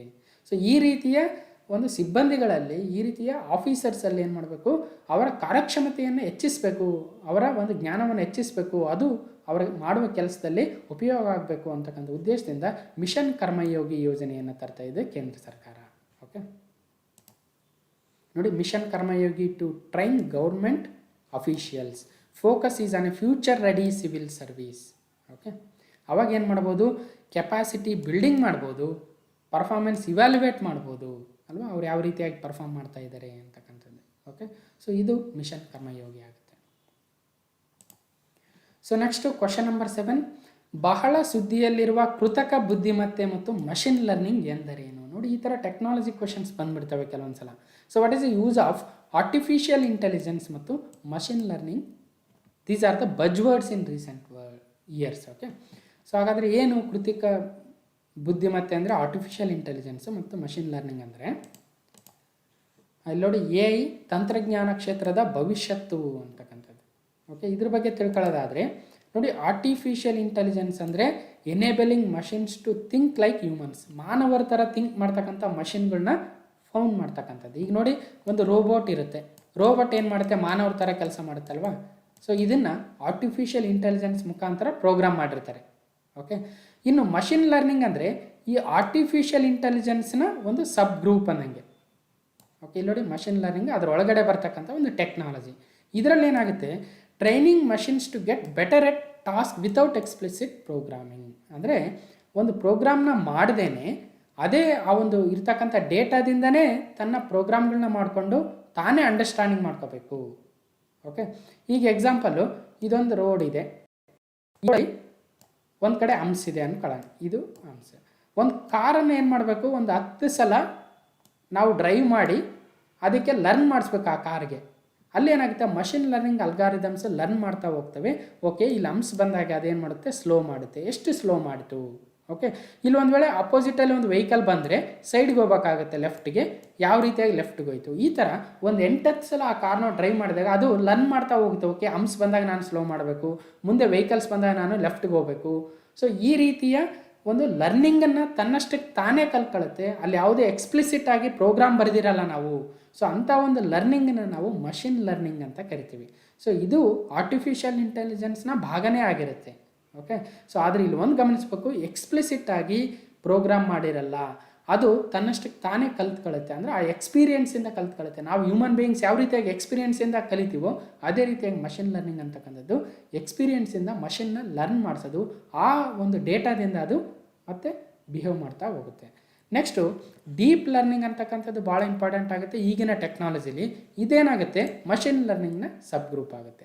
ಓಕೆ, ಸೊ ಇದು using multi layered networks for machine learning. ಇದೇ ಮಷಿನ್ ಲರ್ನಿಂಗಲ್ಲಿ ಕೆಲವೊಂದು ಅಲ್ಗಾರಿದಮ್ಸ್ ಇರುತ್ತೆ. ಆ ಅಲ್ಗಾರಿದಮಲ್ಲಿ ಮಲ್ಟಿ ಲೇಯರ್ಡ್ ನೆಟ್ವರ್ಕ್ಸ್ ಬರುತ್ತೆ. ಆ ನೆಟ್ವರ್ಕ್ ಒಂದು ಪ್ರೋಗ್ರಾಮ್ಗಳಿಂದ ಡೀಪ್ ಲರ್ನಿಂಗ್ ಆಗುತ್ತೆ. ಸೊ ಇಷ್ಟು ತಿಳ್ಕೊಂಡ್ರೆ ಸಾಕು, ಒಂದು artificial intelligence, machine learning, deep learning. Okay, ಈ 3 ಬಜ್ ವರ್ಡ್ಸ್ ಆಗಿದ್ದಾವೆ. ಅಂದ್ರೇನು, ಸುದ್ದಿಯಲ್ಲಿರ್ತಕ್ಕಂಥ ವರ್ಡ್ಗಳು ಟೆಕ್ನಾಲಜಿ. ಓಕೆ, ಸಿ ನೋಡಿ, 1950ರಿಂದ ಸ್ಟಾರ್ಟ್ ಆಗಿತ್ತು ಆರ್ಟಿಫಿಷಿಯಲ್ ಇಂಟೆಲಿಜೆನ್ಸು. 1960 ಬಂದಾಗ ಮಷಿನ್ ಲರ್ನಿಂಗ್ ಬಂತು. 1970 ಬಂದಾಗ ಡೀಪ್ ಲರ್ನಿಂಗು. ಈಗ ಡೀಪ್ ಲರ್ನಿಂಗು ಭಾಳ ಫೇಮಸ್ ಆಗ್ತಾ ಇದೆ. Okay, so artificial intelligence thinking like human being, machine learning ತನ್ನಲ್ಲಿರ್ತಕ್ಕಂಥ ಡೇಟಾದಿಂದನೇ ಅದು ಲರ್ನ್ ಮಾಡುತ್ತೆ, ಯಾವುದೋ ಎಕ್ಸ್ಪ್ಲಿಸಿಟ್ ಪ್ರೋಗ್ರಾಮಿಂಗ್ ಆಗಲ್ಲ. ಇಲ್ಲಿ ಫೀಚರ್ ಡಿಟೆಕ್ಷನಲ್ಲಿ ಏನು ಮಾಡುತ್ತೆ, ನ್ಯೂರಲ್ ನೆಟ್ವರ್ಕ್ಗಳನ್ನ ಬಳಸ್ತೀವಿ ಯಾವುದರಲ್ಲಿ, ಡೀಪ್ ಲರ್ನಿಂಗಲ್ಲಿ. ಓಕೆ, ಇಷ್ಟು ತಿಳ್ಕೊಬೇಕಾಗುತ್ತೆ. So next question number 8. ಸಾರ್ವಜನಿಕ ಗ್ರಂಥಾಲಯ ಇಲಾಖೆಯು ಲಾಕ್ಡೌನ್ ಸಂದರ್ಭದಲ್ಲಿ ತಂದಿರುವ ಡಿಜಿಟಲ್ ಗ್ರಂಥಾಲಯಕ್ಕೆ ಲಕ್ಷಾಂತರ ಓದುಗರು ನೋಂದಣಿಯಾಗಿದ್ದಾರೆ. ಈ ಇಲಾಖೆಯ ಘೋಷವಾಕ್ಯ ಏನು? ಈಗ ನೋಡಿ, ಲಾಕ್ಡೌನ್ ಇದೆ. ಲಾಕ್ಡೌನ್ ಸಂದರ್ಭದಲ್ಲಿ ಏನಾಗ್ತಾ ಇದೆ, ಕೋಚಿಂಗ್ ಸೆಂಟರ್ಸು ಇಲ್ಲ, ಲೈಬ್ರರಿಗೆ ಹೋಗಿ ಬುಕ್ಸ್ ತರೋಕ್ಕೂ ಆಗ್ತಾ ಇಲ್ಲ ಅಲ್ವಾ. ಸೊ ಹಾಗಾಗಿ ನಮ್ಮ ಸಾರ್ವಜನಿಕ ಗ್ರಂಥಾಲಯ ಇಲಾಖೆ ಏನಿದೆ ಕರ್ನಾಟಕ ಸರ್ಕಾರದ, ಅದು ಡಿಜಿಟಲ್ ಗ್ರಂಥಾಲಯ ಅಂತಕ್ಕಂಥ ಆ ಒಂದು ಪ್ರೋಗ್ರಾಮ್ನ ತರ್ತಾ ಇದೆ. ಅದರಲ್ಲಿ ಈಗ ಆಲ್ರೆಡಿ ಲಕ್ಷಾಂತರ ಓದುಗರು ನೋಂದಣಿಯಾಗಿದ್ದಾರೆ. ಆ ಒಂದು ಬುಕ್ಗಳನ್ನ ಡೌನ್ಲೋಡ್ ಮಾಡಿಕೊಂಡು ಓದ್ತಾ ಇದ್ದಾರೆ ಅಂತಕ್ಕಂಥದ್ದು. ಓಕೆ, ಅದರ ಒಂದು ಘೋಷವಾಕ್ಯ ಏನು ಅಂತ ಕೇಳ್ತಾ ಇದ್ದಾರೆ. Millions of readers have registered for the digital library brought by the public library department during the lockdown. What is this department slogan? ಅಂದರೆ ಘೋಷವಾಕ್ಯ ಏನು ಸಾರ್ವಜನಿಕ ಗ್ರಂಥಾಲಯ ಇಲಾಖೆದು ಅಂದರೆ, ಸಾರ್ವಜನಿಕ ಗ್ರಂಥಾಲಯ ಶ್ರೀ ಸಾಮಾನ್ಯನ ವಿಶ್ವವಿದ್ಯಾಲಯ. ಅಂದರೆ ಸಾರ್ವಜನಿಕ ಗ್ರಂಥಾಲಯ ಶ್ರೀ ಸಾಮಾನ್ಯನ ವಿಶ್ವವಿದ್ಯಾಲಯ ಅಂತಕ್ಕಂಥದ್ದು. ಓಕೆ, ಇಲ್ಲಿ ನೋಡಿ. ಸೊ ಡಿಜಿಟಲ್ ಗ್ರಂಥಾಲಯ ಸ್ಪರ್ಧಾಕಾಂಕ್ಷಿಗಳ ಲಗ್ಗೆ 6 ತಿಂಗಳಲ್ಲಿ 4 ಲಕ್ಷ ನೋಂದಣಿ, ಬೆಂಗಳೂರು ನಗರ ಪ್ರಥಮ. ಸೊ ಈ ಒಂದು ಡಿಜಿಟಲ್ ಗ್ರಂಥಾಲಯಕ್ಕೆ ಸ್ಪರ್ಧಾತ್ಮಕ ಪರೀಕ್ಷೆಗಳಿಗೆ ಪ್ರಿಪೇರ್ ಆಗ್ತಕ್ಕಂಥ ಎಲ್ಲರೂ ಈಗ ಜಾಸ್ತಿ ಯುಟಿಲೈಸ್ ಮಾಡ್ಕೊಳ್ತಾ ಇದ್ದಾರೆ ಅಂತಕ್ಕಂಥದ್ದು ನೋಡಿ. ಅದಕ್ಕೆ ಟಾಪ್ 10 ಪುಸ್ತಕಗಳು ಯಾವುವು ಯೂಸ್ ಆಗ್ತಾ ಇದ್ದಾವೆ ಅಂದರೆ FDA SDA, ಇತಿಹಾಸ, ಕರ್ನಾಟಕ ಪ್ರಾದೇಶಿಕ, ಭೂಗೋಳಶಾಸ್ತ್ರ, ಇವೆಲ್ಲ ಭಾಳ ಫೇಮಸ್ ಆಗಿ ಜಾಸ್ತಿ ಜನ ಬಳಸ್ತಾ ಇದ್ದಾರೆ ಅಂತಕ್ಕಂಥದ್ದು. ಓಕೆ, ಅದರಲ್ಲೂ ವಿಶೇಷವಾಗಿ ವಿದ್ಯಾರ್ಥಿಗಳು ಮತ್ತು ಸ್ಪರ್ಧಾತ್ಮಕ ಪರೀಕ್ಷಾ ಆಕಾಂಕ್ಷಿಗಳು ಹೆಚ್ಚು ಡಿಜಿಟಲ್ ಪುಸ್ತಕಗಳನ್ನು ಓದ್ತಾ ಇದ್ದಾರೆ. ಸೊ ನೀವು ಕೂಡ ಏನಿದು ಡಿಜಿಟಲ್ ಗ್ರಂಥಾಲಯ ಅಂತ ಗೂಗಲಲ್ಲಿ ಸರ್ಚ್ ಮಾಡಿ ನೀವು ರಿಜಿಸ್ಟರ್ ಆಗಿ ನೀವು ಯುಟಿಲೈಸ್ ಮಾಡ್ಕೊಳ್ಳಿ ಅಂತಕ್ಕಂಥದ್ದು. ಓಕೆ, 9ನೇ ಪ್ರಶ್ನೆ. ಟೆನ್ನಿಸ್ ಗ್ರ್ಯಾಂಡ್ ಸ್ಲಾಮ್ನ ಪುರುಷರ ಡಬಲ್ಸ್ ವಿಭಾಗದಲ್ಲಿ ಅತಿ ಹೆಚ್ಚು ಬಾರಿ ಪ್ರಶಸ್ತಿ ಗಳಿಸಿದ್ದ ಜೋಡಿ ಇತ್ತೀಚೆಗೆ ನಿವೃತ್ತಿಗೊಂಡಿತು. ಯಾವ ಜೋಡಿ ಅದು ಅಂದರೆ, which of the following team is most grand slams winning team from the men's doubles tennis. Okay, tennis ಬಗ್ಗೆ ಭಾಳ ಎಕ್ಸಾಮಲ್ಲಿ ಕೇಳ್ತಾ ಇದ್ದಾರೆ. ಇಲ್ಲಿ ನೋಡಿ, ಸಿಂಗಲ್ಸ್ ಅಂದರೆ ನಿಮ್ಗೆ ಗೊತ್ತಿರುತ್ತೆ, ಡಬಲ್ಸ್ ಅಂದರೆ ಇಬ್ಬರು ಪ್ಲೇಯರ್ ಇರ್ತಾರೆ ಅಲ್ವಾ. ಸೊ ಇಬ್ಬರು ಪ್ಲೇಯರ್ ಈ ಕಡೆ, ಇಬ್ಬರು ಪ್ಲೇಯರ್ ಆ ಕಡೆ ಇರ್ತಾರೆ. ಸೊ ಈ ಥರ ಡಬಲ್ಸಲ್ಲಿ ಅತಿ ಹೆಚ್ಚು ಬಾರಿ ಗ್ರ್ಯಾಂಡ್ ಸ್ಲಾಮ್ಗಳನ್ನು ಗೆದ್ದಿರ್ತಕ್ಕಂಥ ಒಂದು ಟೀಮ್ ಇದೆ. ಆ ಟೀಮ್ ಇತ್ತೀಚೆಗೆ ನಿವೃತ್ತಿಯನ್ನು ಹೊಂದಿತ್ತು. ಯಾವ ಟೀಮ್ ಅದು? ಏನು ಲಿಯಾಂಡರ್ ಪೇಸ್ ಮಹೇಶ್ ಭೂಪತಿನ, ಅಥವಾ ಬಾಬ್ ಬ್ರಯಾನ್ ಮೈಕ್ ಬ್ರಯಾನ, ಅಥವಾ ಟಾಡ್ ವುಡ್ಬ್ರಿಡ್ಜ್ ಮಾರ್ಕ್ ವುಡ್ಫ್ರೋಡ, ಅಥವಾ ರೋಹನ್ ಬೋಪಣ್ಣ ಮಹೇಶ್ ಭೂಪತಿನ? ಅಂದರೆ ಸರಿಯಾದ ಉತ್ತರ ಬಾಬ್ ಬ್ರಯನ್ ಮತ್ತು ಮೈಕ್ ಬ್ರಯನ್. ಇವರು ಅವಳಿ ಜವಳಿಯರು. Okay, brothers. ಇವರೇ ಒಂದು ಟೀಮ್ ಮಾಡಿಕೊಂಡು ಹಲವಾರು ಗ್ರ್ಯಾಂಡ್ ಸ್ಲಾಮ್ಗಳನ್ನು ಗೆದ್ದಿದ್ರು ಡಬಲ್ಸಲ್ಲಿ. ಓಕೆ, ಸೊ ನೋಡಿ, ಇವರೇ ಬಾಬ್ ಬ್ರಯನ್, ಮೈಕ್ ಬ್ರಯನ್ ಅವರು ರಾಕೆಟ್ ಕೆಳಗಿಟ್ಟ ಬ್ರಯನ್ ಬ್ರದರ್ಸ್. ಒಟ್ಟು 16 ಗ್ರ್ಯಾಂಡ್ ಸ್ಲಾಮ್ಗಳನ್ನು ಗೆದ್ದಿದ್ರು. ನಮಗೆಲ್ಲ ಗೊತ್ತಿದೆ AFU ಅಂತ ನಾನು ಹೇಳ್ತಾನೆ ಇರ್ತೀನಿ. AF WU ಅಂದರೆ FU ಅಂದರೆ Australian open, French open, Wimbledon ಮತ್ತು US ಓಪನ್. ಇದೇ ಸೀರೀಸಲ್ಲಿ ನಡೆಯುತ್ತೆ ಪ್ರತಿ ವರ್ಷ ಗ್ರ್ಯಾಂಡ್ ಸ್ಲಾಮ್ಗಳು. ಸೊ ಈ ಗ್ರ್ಯಾಂಡ್ ಸ್ಲಾಮ್ಗಳಲ್ಲಿ 16 ಬಾರಿ ಈ ಗ್ರ್ಯಾಂಡ್ ಸ್ಲಾಮ್ಗಳನ್ನು ಗೆದ್ದಿದ್ದಾರೆ. ಜೊತೆಗೆ 2008ರಲ್ಲಿ ನಡೆದಿರ್ತಕ್ಕಂಥ ಬೀಜಿಂಗ್ ಒಲಿಂಪಿಕ್ಸಲ್ಲಿ ಕಂಚಿನ ಪದಕವನ್ನು, 2012ರ ಲಂಡನ್ ಒಲಿಂಪಿಕ್ಸಲ್ಲಿ ಚಿನ್ನದ ಪದಕವನ್ನು ಗೆದ್ದಿರ್ತಕ್ಕಂಥ ಕೀರ್ತಿ ಈ ಬ್ರಯನ್ ಬ್ರದರ್ಸ್ಗಿದೆ. ಓಕೆ, ನೆನ್ಪಿಡಬೇಕು ನೋಡಿ. 16 ಗ್ರ್ಯಾಂಡ್ ಸ್ಲಾಮ್ ಅಂತ ಹೇಳಿದ್ವಿ. 438 ವಾರಗಳ ಕಾಲ ಜೋಡಿ ವಿಶ್ವ ಡಬಲ್ಸ್ ಕ್ರಮಾಂಕದಲ್ಲಿ ಅಗ್ರಸ್ಥಾನವನ್ನು ಹೊಂದಿತ್ತು. ಜೊತೆಗೆ ಸತತ 7 ಬಾರಿ ಗ್ರ್ಯಾಂಡ್ ಸ್ಲಾಮ್ ಟೂರ್ನಿಗಳ ಫೈನಲ್ಗೆ ಹೋಗಿರ್ತಕ್ಕಂಥ ರೆಕಾರ್ಡ್ ಇವ್ರಿಗೆ ಇದೆ ಅಂತಕ್ಕಂಥದ್ದು. ಓಕೆ, ನೆನ್ಪಿಡ್ಬೇಕು. 10ನೇ ಪ್ರಶ್ನೆ, ಚೀನಾ ದೇಶವು ತನ್ನ ಸೇನಾ ನೆಲೆಗಳನ್ನು ವಿಸ್ತರಿಸಿಕೊಳ್ಳುವ ಉದ್ದೇಶದಿಂದ ವಿವಿಧ ದೇಶಗಳ ಜೊತೆ ಮಾತುಕತೆಯಲ್ಲಿದೆ ಎಂದು ಪೆಂಟಗನ್ ಸಂಸ್ಥೆ ತನ್ನ ವರದಿಯಲ್ಲಿ ತಿಳಿಸಿದೆ. ನೋಡಿ, ಚೀನಾ ದೇಶ ಏನು ಮಾಡ್ತಾ ಇದೆ, ಈಗ ಬೇರೆ ಬೇರೆ ದೇಶಗಳಿಗೆ ಸಹಾಯ ಮಾಡುವ ನೆಪದಲ್ಲಿ ಅಲ್ಲಿ ತನ್ನ ಸೇನಾ ನೆಲೆಗಳನ್ನು ವಿಸ್ತರಿಸಿಕೊಳ್ತಾ ಇದೆ. ಸೊ ಹಾಗಾದರೆ ಇಂಥ ಒಂದು ರಿಪೋರ್ಟನ್ನು ಕೊಟ್ಟಿರ್ತಕ್ಕಂಥ ಪೆಂಟಗನ್ ಸಂಸ್ಥೆ ಯಾವ ದೇಶದ ಸಂಸ್ಥೆಯಾಗಿದೆ ಅಂತಕ್ಕಂಥದ್ದು ಪ್ರಶ್ನೆ ಆಗುತ್ತೆ. China is in talks with various countries to expand its military bases, the Pentagon said in its report. Pentagon belongs to which of the following country? Whether it belongs to USA, UK, Russia, India ಅಂದರೆ ಸರಿಯಾದ ಉತ್ತರ ನೋಡಿ ಅಮೆರಿಕಾದ ರಕ್ಷಣಾ ಸಂಸ್ಥೆಯಾಗಿದೆ pentagon ಅಂತಕ್ಕಂಥದ್ದು. ಅದು ತನ್ನ ಒಂದು ವರದಿಯಲ್ಲಿ ಈ ರೀತಿಯ ಇನ್ಫಾರ್ಮೇಷನ್ನ ಹೇಳಿದೆ ನೋಡಿ. ಪಾಕ್ ಲಂಕಾದಲ್ಲೇ ಚೀನಾ ಸೇನಾ ನೆಲೆ, ಮಯನ್ಮಾರ್ನಲ್ಲೂ ಕೂಡ ನೆಲೆ ಸ್ಥಾಪನೆಗೆ ಸಿದ್ಧತೆ, ಪೆಂಟಗನ್ ವರದಿಯಲ್ಲಿ ಉಲ್ಲೇಖ. ಓಕೆ, ಅದ್ರ ಜೊತೆಗೆ ಭಾರತದ ನೆರೆ ರಾಷ್ಟ್ರಗಳ ಜೊತೆಗೆ ಏನಾಗ್ತಾ ಇದೆ, Thailand, Singapore, Indonesia, UAE, Kenya, Seychelles, Tanzania, Angola, Tajikistan ಹೀಗೆ ಬೇರೆ ಬೇರೆ ದೇಶಗಳಲ್ಲೂ ಸಹಿತ ತನ್ನ ಸೇನಾ ನೆಲೆಯನ್ನು ಸ್ಥಾಪಿಸೋದಕ್ಕೆ ಪ್ಲಾನ್ ಮಾಡ್ತಾ ಇದೆ ಚೀನಾ. ಆ ದೇಶಗಳಿಗೆ ಮೂಲ ಸೌಕರ್ಯಗಳನ್ನು ನೀಡೋ ಒಂದು ಆಸೆಯನ್ನು ತೋರಿಸಿ ಈ ರೀತಿಯ ಕೆಲಸವನ್ನು ಮಾಡ್ತಾ ಇದೆ. ಓಕೆ, ಅದರ ಜೊತೆಗೆ ಏನು ಹೇಳ್ತಾ ಇದೆ ಇನ್ನೊಂದು ಪೆಂಟಗನ್ ವರದಿ, ಪ್ರಸ್ತುತ ಅಂದಾಜು 200 ಅಣ್ವಸ್ತ್ರ ಸಿಡಿತಲೆಗಳು ಚೀನಾದ ಬಳಿ ಇದ್ದು ಮುಂದಿನ 10 ವರ್ಷಗಳಲ್ಲಿ ಇದು ದುಪ್ಪಟ್ಟಾಗುವ ಸಾಧ್ಯತೆ ಇದೆ ಅಂತ ಹೇಳ್ತಾ ಇದೆ. ನೆಕ್ಸ್ಟ್ ಈಗ ಕ್ವಶನ್ ನಂಬರ್ 11 ನೋಡಿ. 2020-21ರ ಸಂಸತ್ತಿನ ಮಾನ್ಸೂನ್ ಅವಧಿಯ ಅಧಿವೇಶನದಲ್ಲಿ ಯಾವ ಅವಧಿಯನ್ನು ರದ್ದುಗೊಳಿಸಲಾಗಿದೆ? ಭಾಳ ಸುದ್ದಿಯಲ್ಲಿತ್ತು. ವಿರೋಧ ಪಕ್ಷಗಳು ಸಹಿತ ವಿರೋಧವನ್ನು ವ್ಯಕ್ತಪಡಿಸಿದ್ದವು. ಸೊ ನೋಡಿ, which period is ಅಬಾಲಿಷ್ಡ್ during the monsoon period session of the parliament of 2020 and 21 ಅಂದರೆ ಅದು ಪ್ರಶ್ನೋತ್ತರ ಅವಧಿ ಅಥವಾ ಕ್ವಶನ್ ಅವರ, ಶೂನ್ಯ ಅವಧಿ 0 ಅವರ, ಅಥವಾ ಊಟದ ಅವಧಿ ಲಂಚ್ ಅವರ, ಅಥವಾ ನನ್ ಆಫ್ ದೀಸ್ ಅಂದರೆ ಸರಿಯಾದ ಉತ್ತರ ಪ್ರಶ್ನೋತ್ತರ ಅವಧಿ ಅಥವಾ ಕ್ವಶನ್ ಅವರ್ ಅಂತ ಕರಿತೀವಲ್ವ, ಆ ಒಂದು ಅವಧಿಯನ್ನು 2020-21ರ ಮಾನ್ಸೂನ್ ಸೆಷನ್ ಏನಿದೆಯೋ ಪಾರ್ಲಿಮೆಂಟ್ ಇದು ಅದರಲ್ಲಿ ಈಗ ರದ್ದುಗೊಳಿಸಲಾಗಿದೆ. ಓಕೆ ನೋಡಿ, question hour dropped in LS schedule of the monsoon session ಅಂದರೆ ಲೋಕಸಭೆಯಲ್ಲಿ. Okay, in view of the pandemic private members business also given a miss ಅಂತ. ಓಕೆ, ಇಲ್ಲಿ ನೋಡಿ, what happens in a parliament ಸ್ವಲ್ಪ ಗ್ಲಾನ್ಸ್ ಮಾಡ್ಕೊಳ್ಳೋದಾದರೆ, parliament start ಆಗೋದು 11 ಗಂಟೆಗೆ start ಆಗುತ್ತೆ ಜನರಲ್ ಆಗಿ. 11 ಗಂಟೆಯಿಂದ 12 ಗಂಟೆ ಮೊದಲ ಒಂದು 1 ಅವರ್ ಅವಧಿಯನ್ನು ಕ್ವಶನ್ ಅವರ್ ಅಂತ ಕರಿತೀವಿ. ಓಕೆ, ಸೊ ಇಲ್ಲಿ ಕ್ವಶನ್ಗಳನ್ನ ಕೇಳಿರ್ತಾರೆ. ಸೊ ಆ ಕ್ವಶನ್ಗಳಿಗೆ ಸಂಬಂಧಪಟ್ಟ ಮಂತ್ರಿಗಳು ಆನ್ಸರ್ ಮಾಡಬೇಕಾಗುತ್ತೆ. ಅದಾದ ನಂತರ 12 ಗಂಟೆಯಿಂದ 1 ಗಂಟೆ ಏನಿರುತ್ತೆ ಅದನ್ನು 0 ಅವರ್ ಅಂತ ಕರಿತೀವಿ.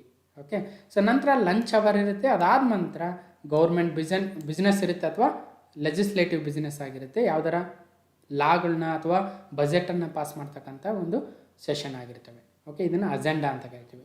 ಸೊ ಇಲ್ಲಿ ಕ್ವಶನ್ ಅವರ್, 0 ಅವರ್ ಮತ್ತು ಬಿಸ್ನೆಸ್ ಅವರ್ಸ್. ಓಕೆ, ಸೊ ಇದರಲ್ಲಿ ಈಗ ಮೊದಲನೇ ಅವರ್ ಏನಿದೆಯೋ ಅದನ್ನು ಕ್ವಶನ್ ಅವರ್ನ ಈಗ ರದ್ದುಪಡಿಸಲಾಗಿದೆ. ಓಕೆ, ಅದಕ್ಕೆ ನೋಡಿ ಬೇರೆ ಬೇರೆ ಪಕ್ಷಗಳು ಬೇರೆ ಬೇರೆ ರೀತಿಯ ಒಂದು ಪ್ರತಿಕ್ರಿಯೆಯನ್ನು ಕೊಟ್ಟಿದ್ದೇವೆ. ಓಕೆ, ಹಾಗಾದರೆ ಇಲ್ಲಿ ಕ್ವಶನ್ ಅವರ್ ಅಂದ್ರೆ ಏನು ನೋಡಿ, the first hour of every parliamentary sitting is known as a question hour ಅಂತ. ಓಕೆ, ಆದರೆ 2014ರಲ್ಲಿ ರಾಜ್ಯಸಭೆಯಲ್ಲಿ 11ರಿಂದ 12 ಗಂಟೆಗೆ ಬದಲಾಯಿಸ್ಕೊಂಡಿದ್ರು, ಇರಲಿ ಅದಾಗ. ಓಕೆ, ಸೊ ಈ ಒಂದು ಟೈಮಲ್ಲಿ ಏನಾಗುತ್ತೆ, during this 1 hour members of parliaments ask question to ministers, hold them for accountable for the functioning of their ministries. ಅಂದರೆ ಸಂಬಂಧಪಟ್ಟ ಮಂತ್ರಿಗಳಿಗೆ ಮೆಂಬರ್ ಆಫ್ ಪಾರ್ಲಿಮೆಂಟ್ಸು ಕ್ವಶನ್ಗಳನ್ನ ಕೇಳ್ಬೋದು. ಓಕೆ, ಅದ್ರ ಜೊತೆಗೆ ಈವನ್ ಎಂಪಿಸ್ಗಳಿಗೆ ಕೂಡ ಕೇಳ್ಬೋದು, ಪ್ರೈವೇಟ್ ಮೆಂಬರ್ಸ್ ಅಂತ ಕರಿತೀವಿ. ಇಲ್ಲಿ it is regulated according to parliamentary rules. ಪಾರ್ಲಿಮೆಂಟಲ್ಲಿ ಏನು ರೂಲ್ಸ್ ಇದಾವೆ ಆ ರೂಲ್ಸ್ಗಳಲ್ಲಿ ಕ್ವಶನ್ ಅವರ್ನ ಹೇಳಿದ್ದಾರೆ. ಓಕೆ, ಇನ್ನೊಂದು presiding officers of the both houses, ಅಂದರೆ ರಾಜ್ಯಸಭಾ ಮತ್ತು ಲೋಕಸಭೆಯ ಅಧ್ಯಕ್ಷರು ಏನಿರ್ತಾರೋ ಅವರಿಗೆ ಫೈನಲ್ ಬಿಟ್ಟಿರುತ್ತೆ ವೆದರ್ ಕ್ವಶನ್ ಅವರ್ನ ತಗೋಬೇಕಾ ತಗೋಬಾರ್ದಾ ಅಂತಕ್ಕಂಥದ್ದು. ಸೊ ಇದು ಬೇರೆ ಬೇರೆ ಎಕ್ಸಾಮ್ಗಳಲ್ಲಿ ಕೇಳಿಬಿಡ್ಬೋದು. ಇದನ್ನು ರಾಷ್ಟ್ರಪತಿಗಳಿಗೆ ಸಂಬಂಧಿಸಿರುತ್ತಾ ಅಥವಾ ಸ್ಪೀಕರಿಗೆ ಸಂಬಂಧಿಸಿರುತ್ತಾ ಅಂದರೆ ಸ್ಪೀಕರ್ಗಳಿಗೆ ಸಂಬಂಧಿಸಿರುತ್ತೆ. ಓಕೆ, ಇನ್ನೊಂದು ಕೈಂಡ್ಸ್ ಆಫ್ ಕ್ವಶನ್ಸ್, ಅಂದರೆ ಯಾವ ರೀತಿಯ ಕ್ವಶನ್ಗಳು ಕೇಳ್ಬೋದು ಅಂದರೆ 3 ರೀತಿಯ ಕ್ವಶನ್ಗಳನ್ನ ಕೇಳ್ಬೋದು ಈ ಒಂದು ಕ್ವಶನ್ ಅವರಲ್ಲಿ. ಮೊದಲನೇದು ಸ್ಟಾರ್ಡ್ ಕ್ವಶನ್ಸ್ ಅಥವಾ ಚುಕ್ಕೆ ಗುರುತಿನ ಪ್ರಶ್ನೆಗಳು ಅಂತ ಕರಿತೀವಿ. ಅಲ್ಲಿ ಆಸ್ಟ್ರಿಸ್ಕ್ ಅಥವಾ ಸ್ಟಾರ್ ಇರುತ್ತೆ ಆ ಕ್ವಶನ್ಗಳಿಗೆ.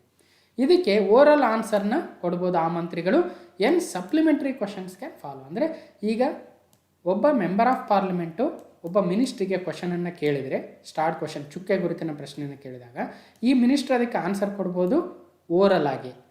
ನಂತರ ಈ ಒಂದು MP ಅಲ್ಲಿ ಪ್ರೆಸೆಂಟ್ ಇದ್ದರೆ ಮತ್ತೇನಾದರೂ ಅಡಿಷ್ನಲ್ ಕ್ವಶನ್ನ ಕೇಳ್ಬೋದು, ಸಪ್ಲಿಮೆಂಟ್ರಿ ಕ್ವಶನ್ನ, ಅದು ಸ್ಟಾರ್ಟ್ ಕ್ವಶನ್ ಆಗುತ್ತೆ. ಇನ್ನೊಂದು ಅನ್ಸ್ಟಾರ್ಡ್ ಕ್ವಶನ್ ಆಗುತ್ತೆ, ಅಂದರೆ ಚುಕ್ಕೆ ಗುರುತಿಲ್ಲದ ಪ್ರಶ್ನೆಗಳಾಗುತ್ತೆ. ಇದಕ್ಕೆ ರಿಟರ್ನ್ ಆನ್ಸರ್ ಕೊಡಬೇಕಾಗುತ್ತೆ. Okay, supplementary answers questions can not follow, ಅಂದರೆ ರಿಟರ್ನ್ ಆನ್ಸರ್ ಕೊಟ್ಟ ಮೇಲೆ ಮತ್ತೆ ಅವರು ಕ್ವಶನ್ ಕೇಳಕ್ಕೆ ಬರೋದಿಲ್ಲ ಅಲ್ಲೇ. ಇನ್ನೊಂದು 3ನೇ ಟೈಪು ಶಾರ್ಟ್ ನೋಟಿಸ್ ಕ್ವಶನ್ಸ್ ಅಂತ. ಈ ನೋಟಿಸನ್ನು 10 ದಿನದ ಒಳಗಾಗಿ ಆ ಒಂದು ನೋಟಿಸನ್ನು ಕೊಟ್ಟಿರಬೇಕಾಗುತ್ತೆ. ಅದಕ್ಕೆ ಓರಲ್ಲಿ ಆನ್ಸರ್ ಕೊಡ್ಬೋದು ಆ ಒಂದು ಮಿನಿಸ್ಟರ್. ಓಕೆ, ಈ ರೀತಿಯ 3 ಪ್ರಶ್ನೆಗಳಿರ್ತವೆ. ಒಟ್ಟಿನಲ್ಲಿ ಇದನ್ನು ಕ್ವಶನ್ ಅವರ್ ಅಂತ ಕರಿತೀವಿ. ಇದು 11ರಿಂದ 12 ಗಂಟೆವರೆಗೂ ಇರುತ್ತೆ, ಮೊದಲ ಅವರ್ ಆಗುತ್ತೆ ಪಾರ್ಲಿಮೆಂಟ್ ಸೆಷನಲ್ಲಿ. ಸೊ ಇದನ್ನೀಗ ರದ್ದುಪಡಿಸಲಾಗಿದೆ. ಇನ್ನೊಂದು 0 ಅವರ್ ಅಂತ ಹೇಳಿದ್ವಿ. ಏನಿದೆ 0 ಅವರ್ ಅಂದರೆ, 0 hour is an Indian parliamentary innovation. ನಮ್ಮ ಭಾರತದ ಸಂಸತ್ತಿನಲ್ಲಿ ಇನ್ನೋವೇಟ್ ಮಾಡಿರ್ತಕ್ಕಂಥದ್ದು ಇದು. It is not mentioned in the parliamentary rules ಬುಕ್ಕಲ್ಲಿ ಮೆನ್ಷನ್ ಮಾಡಿಲ್ಲ. Okay, under this MPs can raise matters without any prior notice. ಮೊದಲೇ ನೋಟಿಸ್ ಕೊಡದೇನೆ ಈ ಕ್ವಶನ್ಗಳನ್ನ ಫ್ರೇಮ್ ಮಾಡ್ಬೋದು, ಅಲ್ಲೇ ಕ್ವಶನ್ಗಳನ್ನ ಕೇಳ್ಬೋದು. 0 hour starts immediately after the question hour. Question hour 11ರಿಂದ 12 ಗಂಟೆಗೆ ಇತ್ತಲ್ವಾ, ಸೊ ಅದಾದ ನಂತರ ಇಮಿಡಿಯೇಟಾಗಿ 0 ಅವರ್ ಸ್ಟಾರ್ಟ್ ಆಗಿಬಿಡುತ್ತೆ 12ರಿಂದ 1 ಗಂಟೆವರೆಗೂ. Okay, so in other words time gap between a question hour and agenda ಮತ್ತು ಈ ಕ್ವಶನ್ ಅವರ್ ಮಿಡ್ಲಲ್ಲಿರ್ತಕ್ಕಂಥ ಟೈಮನ್ನು ನಾವು 0 ಅವರ್ ಅಂತ ಕರಿಬೋದು. ಸೊ ಈಗ ಕ್ವಶನ್ ಅವರ್ನ ರದ್ದು ಮಾಡಿರೋದ್ರಿಂದ ಏನು ಇಂಪ್ಯಾಕ್ಟ್ ಆಗುತ್ತೆ ಅಂದರೆ, there questions have exposed financial irregularities and broad data and information regarding government functioning to the public. ಅಂದರೆ MPಗಳು ಅಥವಾ ವಿರೋಧ ಪಕ್ಷದ ಸದಸ್ಯರು ಏನು ಮಾಡ್ತಾಯಿದ್ರು, ಸರ್ಕಾರವನ್ನು ಕ್ವಶನ್ ಮಾಡೋದ್ರ ಮುಖಾಂತರ ಅಲ್ಲಿರ್ತಕ್ಕಂಥ ಲೂಪ್ ಹೋಲ್ಗಳನ್ನ ಜನತೆಗೆ ತಿಳಿಸುವ ಕೆಲಸವನ್ನು ಮಾಡ್ತಾಯಿದ್ರು. ಅದಾಗಲ್ಲ ಅಂತಕ್ಕಂಥದ್ದು ಈಗ ವಿರೋಧ ಪಕ್ಷಗಳ ಪ್ರತಿಕ್ರಿಯೆ ಆಗಿದೆ. ಹಾಗಾದರೆ ಇಲ್ಲೋಡೆ ಕ್ವಶನ್ ಅವರ್ ಇಲ್ಲ ಅಂದರೆ opposition would lose the right to question the government. ಹೌದು, ಅಪೋಸಿಷನ್ ಕ್ವಶನ್ ಕೇಳೋಕ್ಕಾಗಲ್ಲ. Ministers are not liable to reply to the issues raised during the 0 hour. ಹೌದು ಸರ್, ಈಗ 11ರಿಂದ 12 ಗಂಟೆವರೆಗೆ ಇತ್ತಲ್ವ ಕ್ವಶನ್ ಅವರು, ಅದು ಹೋಗ್ಲಿ ಬಿಡ್ರಿ, 0 ಅವರ್ ಇದೆಯಲ್ವಾ, 0 ಅವರಲ್ಲಿ ಏನು ಕ್ವಶನ್ ಬೇಕಾದ್ರೂ ಕೇಳ್ಬೋದಲ್ವಾ, ವಿತೌಟ್ ಪ್ರಯರ್ ನೋಟಿಸ್ ಅಂತ ಕೇಳ್ಬೋದು ನೀವು. ಆದರೆ ಇಲ್ಲಿ ಏನಾಗುತ್ತೆ, ಇಮಿಡಿಯೇಟಾಗಿ ಕ್ವಶನ್ ಕೇಳಿದಾಗ ಅಲ್ಲಿ ಮಿನಿಸ್ಟರ್ಸ್ ಏನು ಮಾಡ್ಬೋದು, ಅದರಿಂದ ಇಲ್ಲ ನಾವು ನೆಕ್ಸ್ಟ್ ಮುಂದಿನ ದಿನದಲ್ಲಿ ಕೊಡ್ತೀವಿ, ಇಲ್ಲ ನನ್ನ ಹತ್ರ ಈಗ ಸದ್ಯಕ್ಕೆ ಆನ್ಸರ್ ಇಲ್ಲ, ನಾನು ನನ್ನ ಡಿಪಾರ್ಟ್ಮೆಂಟ್ ಅಫಿಷಿಯಲ್ಸ್ನ ಕೇಳಬೇಕಾಗುತ್ತೆ, ಈ ರೀತಿ ಆನ್ಸರ್ಗಳನ್ನ ಕೊಟ್ಟು ಬಚಾವ್ ಆಗ್ಬೋದು ಅಂತಕ್ಕಂಥದ್ದು ವಿರೋಧ ಪಕ್ಷಗಳ ಪ್ರತಿಕ್ರಿಯೆ ಅಲ್ವಾ. ಸೊ ಹಾಗಾಗಿ ಕ್ವಶನ್ ಅವರ್ ಇರಲೇಬೇಕಂತಕ್ಕಂಥದ್ದು ಅವ್ರದ್ದಾದರೆ, ಈಗ ಪ್ಯಾಂಡಮಿಕ್ ಇದೆ, ಕೋವಿಡ್ ಇದೆ, ಹಾಗಾಗಿ ನಾವು ಕ್ವಶನ್ ಅವರ್ನ ತೆಗಿತೀವಿ ಅಂತಕ್ಕಂಥದ್ದು ಪಾರ್ಲಿಮೆಂಟ್ನ ರಿಪ್ಲೈ ಆಗಿದೆ.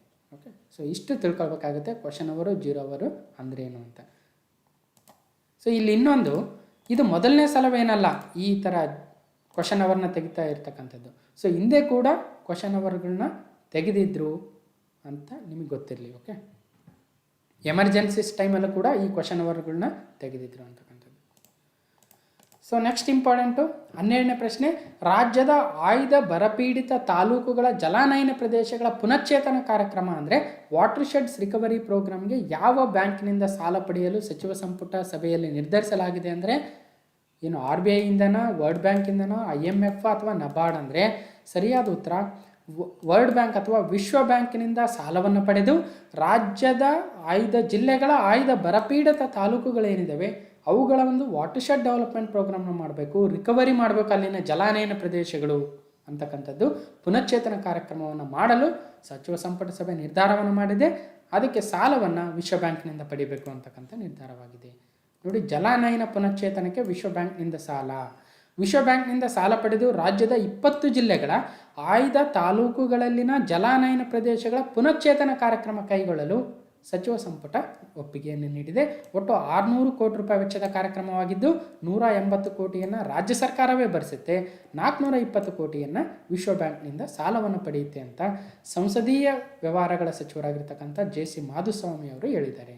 ಬರಪೀಡಿತ ಪ್ರದೇಶಗಳಿಂದ ಅಣೆಪಟ್ಟಿ ಕಟ್ಟಿಸಿಕೊಂಡಿರುವ ಕೋಲಾರ, ಬಾಗೇಪಲ್ಲಿ, ಚಳ್ಳಕೆರೆ, ಶಿಕಾರಿಪುರ, ಗುಂಡ್ಲುಪೇಟೆ, ಹರಪನಹಳ್ಳಿ, ಶಿರಾ, ಅರಸೀಕೆರೆ, ಕಡೂರು, ಬೈಲಹೊಂಗಲ, ಅಥಣಿ ಹೀಗೆ ಹಲವಾರು ತಾಲೂಕುಗಳಲ್ಲಿ ಈ ಒಂದು ಯೋಜನೆಯನ್ನು ತರ್ತಾ ಇದ್ದೇನೆ.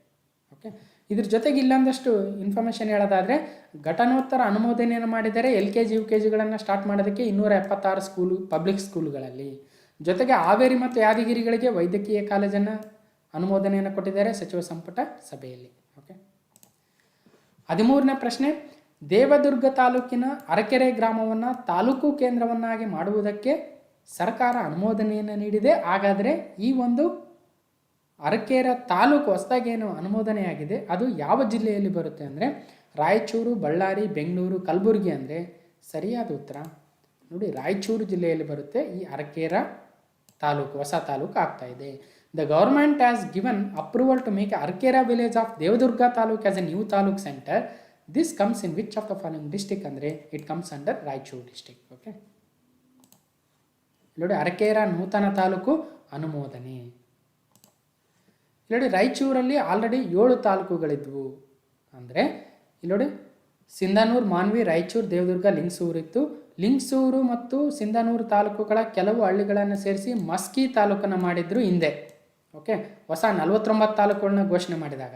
ಮತ್ತು ಮಾನ್ವಿ ತಾಲೂಕಿನ ಸಿರಿವಾರವನ್ನು ಹೊಸ ತಾಲೂಕು ಮಾಡಿದ್ರು. ಹೀಗೆ ಒಟ್ಟು 7 ತಾಲೂಕುಗಳಾಗಿದ್ದು ರಾಯಚೂರು ಜಿಲ್ಲೆಯಲ್ಲಿ.